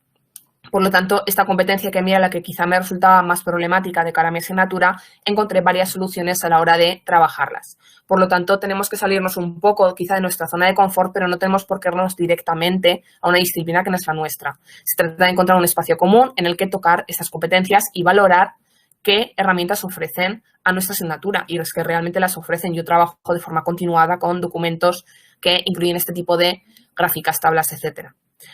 Asimismo, acompañé este apartado en esta competencia de una serie de trabajos, de actividades que mostrasen cómo la iba a aplicar luego en el aula. A su vez, este tipo de actividades luego yo las incluía en mis unidades didácticas cuando aparece detallado sesión a sesión qué voy a hacer cada día en el aula y cómo iba a trabajar esas distintas competencias. Por lo tanto, para trabajarla yo mostraba actividades específicas. Nuevamente, el desarrollo y análisis y realización o comentarios de tablas, gráficas, mapas, cuadros comparativos, ejes cronológicos que también requieren manejar competencias matemáticas, el trabajo de fuentes contradictorias, trabajando un poco ese factor hipotético deductivo, o resolución de problemas y disyuntivas históricas como pueden ser, por ejemplo, los debates éticos. Por lo tanto, de esta manera yo acababa trabajando muy bien una competencia clave que inicialmente me había resultado muy difícil. Las otras me quedaban más cercanas, pero lo cierto es que esta era la más compleja. Al igual que yo he trabajado de esta desde el punto de vista de la historia, las matemáticas, ciencias, tecnologías, etcétera, también podían trabajar de este modo con las mías. De acuerdo. Ahora voy a consultar brevemente el chat de nuevo. De acuerdo. Los contenidos mínimos son todos los de la orden o los decidimos nosotros. Habitualmente son un criterio personal. Habitualmente los contenidos mínimos son decididos por criterio personal. En los contenidos mínimos de la orden del currículo lo que vamos a encontrar son conocimientos organizados en contenidos, pero eso no son mínimos. La palabra mínimo es algo que tiende a no aparecer en esas normativas, por lo tanto suelen quedar a decisión del docente. Para solucionar esta duda, voy a trabajar con mi caso personal en la oposición y es que esto es algo que yo he tenido que corregir desde la oposición a mi día a día en el aula, que creo que es un buen ejemplo para mostrar este tipo de dudas. Cuando yo hice mi programación didáctica, yo no era consciente de que los contenidos mínimos no eran solo lo que aparecía en el currículo, que eran más cosas. En el currículo a mí que me aparecía esa secuenciación de contenidos y luego una serie de criterios y estándares de aprendizaje, pero yo trabajé únicamente con contenidos. Entonces yo cogí los contenidos y en el apartado a mencionar contenidos mínimos lo que hice fue subrayar aquellos que yo consideré mínimos. No me quedé satisfecha con ese trabajo porque tenía la sensación de estar seleccionando subjetivamente lo que yo consideraba que era mínimo y lo que no. Inevitablemente, esto es algo que vamos a tener que hacer, porque no podemos pretender que todos los contenidos sean mínimos. Pero a largo plazo me di cuenta de que el currículo no es todo lo que es contenido mínimo. En el currículo no se me va a indicar que hacer un comentario de texto en la asignatura de historia sea algo mínimo, pero yo hoy en día, como docente, considero que es algo mínimo. En mi departamento de historia también consideramos que es un mínimo, al igual que saber correctamente los mapas en geografía. Por lo tanto, el contenido mínimo no es que sean todos los de la orden, es que no son solo aquellos contenidos de conocimientos que aparecen en la orden. Por lo tanto, al final lo que acabé realizando fue una selección más personal en torno a aquellos conocimientos que considero elementales, no mínimos sino elementales, junto a otro tipo de destrezas que también considero mínimas, esta vez mínimas, no conocimientos elementales. Por lo tanto, es una decisión personal sobre la cual es necesario reflexionar y sobre la que en ocasiones pueden existir distintas visiones. Espero haber contestado a la pregunta que ha planteado el alumno. Voy a continuar con la siguiente pregunta. Para las competencias, ¿podrían usarse iconos para simplificar y visualizar mejor en las unidades didácticas? Voy a aprovechar para volver a enseñar la tabla, puesto que es un recurso visual, y esto está incluido dentro de mis 60 páginas de programación didáctica. Entonces, yo tengo en esta ficha de unidades didácticas que aparecen aquí, la ficha dedicada a la unidad 09, la Segunda Guerra Mundial. Entonces, aquí tengo los objetivos en este primer apartado. Luego están seguidos por los contenidos. Esto es lo que yo he subrayado, que acabo de mencionar, que subrayé como mínimos, con lo que no me quedé muy satisfecha, pero en ese momento yo no acababa de comprender de una manera profunda lo que significaba un contenido mínimo, que es lo que hoy en día interpreto por ello. Entonces yo los tenía aquí subrayados. Hoy en día añadiría otro material a modo introductorio en las fichas, al igual que en la leyenda, de que considero mínimo como mapas, como textos o como redacción. La expresión también es fundamental y también es un mínimo. Entonces, eso iría en este apartado de aquí, que en mi programación didáctica, que esta es la que presenté a oposiciones, aparecen solo subrayados, pero hoy en día pues también añadiría comentario de texto, análisis de mapa, conocimiento de mapa, etc. ¿Cómo planteo las competencias clave? En estas que aparecen aquí. Estos son los botoncitos que yo he enseñado en la diapositiva en la que yo mostraba mi leyenda. Entonces, aquí aparecen, de manera que no tuviera que emplear sus nombres porque son larguísimos, como habéis podido ver, competencia matemática y competencias de ciencias en tecnología son unos nombres muy largos. Entonces yo lo que hice fue reordenarlo en botones con una leyenda que iba al principio y de ese modo se veía de manera visual, se podía consultar en el momento y además iban asociadas a las fichas de las unidades didácticas y a cómo iba a tratar yo esos elementos. La siguiente pregunta que se me hace es, ¿asociaste las competencias clave a los elementos transversales? Supongo. Efectivamente van asociadas. Lo que pasa es que eso lo trataré un poquito más adelante en los elementos transversales, pero sí. Las competencias clave precisamente son transversales, por lo tanto tienen que estar aplicadas a toda nuestra programación. Voy a poner otro ejemplo visual con mi programación didáctica. Como podéis ver, en esta unidad yo tengo una serie de botoncitos, pero no aparecen todos. En esta otra unidad didáctica, nuevamente, tengo otras competencias, pero aparecen otros de otros colores, como por ejemplo el 6 o el 7, el amarillo o el morado, que eran un poquito menos comunes en los contenidos que yo trabajaba. Por lo tanto, de esa manera, incluía las competencias claves en toda mi asignatura. Por lo tanto, ya están teniendo un carácter transversal y, por lo tanto, se convierten en un elemento transversal. Los elementos transversales pueden ser analizados de una manera muy diversa y me centraré bastante en ellos un poquito más adelante. Por lo tanto, volveré a trabajar sobre este elemento más adelante. Pero efectivamente, sí, en mi caso iban asociadas porque tiene un carácter transversal. No como individualizadas como elemento transversal, van individualizadas en sí mismas porque considero que así iba organizado en mi convocatoria de oposiciones donde me aparecían solas, individualizadas, pero al tener un carácter transversal iban asociadas. La siguiente pregunta es, ¿se pueden incluir otras competencias aparte de las requeridas? Desde el punto de vista teórico, puedes.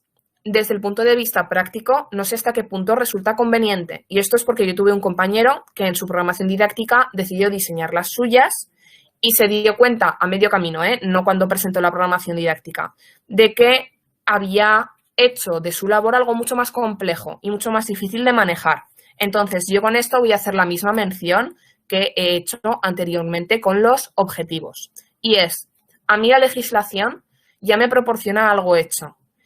Y yo no considero en este momento de mi vida que tenga un conocimiento más profundo que lo que en la legislación se me ha indicado.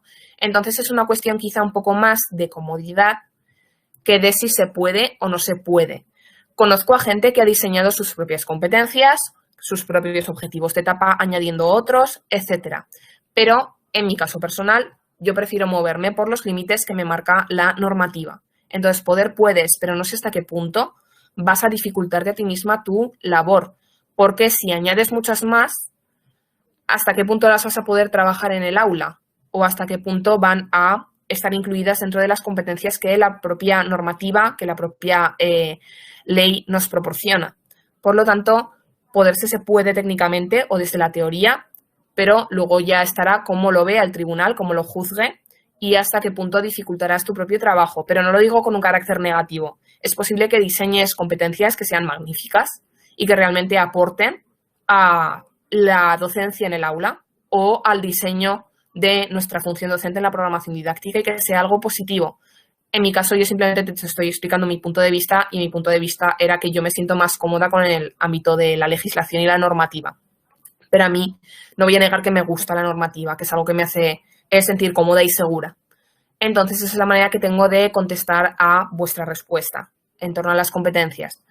Podéis incluir muchos apartados, podéis incluir más allá de lo necesario, pero tenemos un límite de espacio y tenemos unas indicaciones normativas y de legislación. Esa es la manera que tengo de contestar a la pregunta. De acuerdo. ¿Hay alguna pregunta más o alguna que me haya saltado por el camino? Porque queda muy poquito ya para la hora del descanso, que si no me equivoco era a las 6 de la tarde. Entonces, por no meterme con la metodología, en la que no voy a poder centrarme, pero sí que quiero conversar un rato al respecto. Entonces, si tenéis alguna duda en este momento, sería el momento adecuado para hacerlo. O si queréis que muestre algo a través de la cámara del documento de la programación didáctica, de cómo es físicamente. Voy a esperar unos segundos por si alguien tiene algún comentario.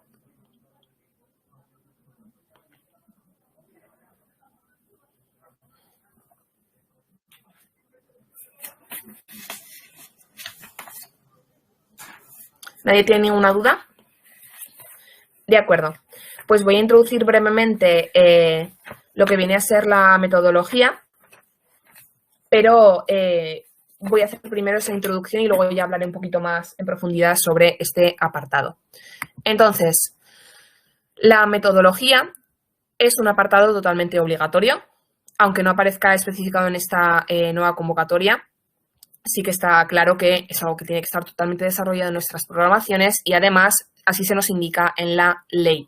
Es algo que es obligatorio, necesario, tiene ya directamente unas indicaciones, etcétera. Tiene que ser un apartado bastante amplio de los que más junto con evaluación y por lo tanto requiere una conversación al respecto.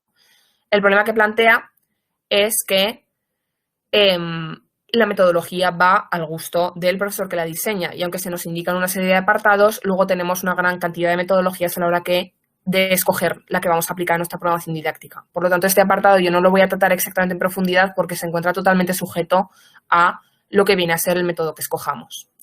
De acuerdo, voy a volver a leer el descanso y el índice y los estándares. Vale, el descanso sí, en cuanto sean las 6, realizaremos un descanso que está incluido en las ponencias y que si puedo volver al índice. Sí, puedo volver en un segundito.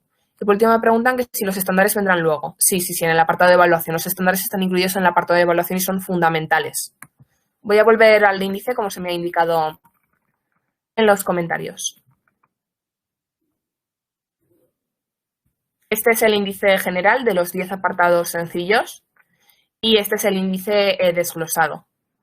Voy a volver a sacar el chat por si hay alguna duda respecto al índice.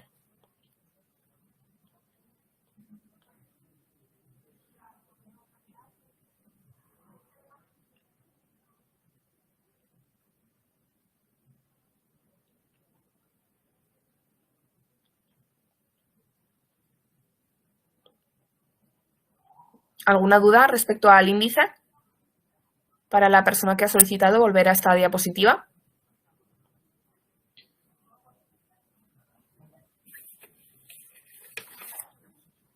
¿No? De acuerdo. ¿Podríamos hacer el descanso ahora antes de meternos con la metodología? ¿Sería conveniente? Sí, perfectamente. De acuerdo. ¿A qué hora nos volvemos a ver? 6:15, 6:20. Muy bien, perfecto. Perfecto. Sí, 6:20. Voy a dejar esto abierto, ¿de acuerdo? Simplemente lo silencio y ya está. Muy bien, estupendo. Aquí estamos. Muy bien. Nos vemos a las 6:15 entonces. Muchas gracias. Gracias.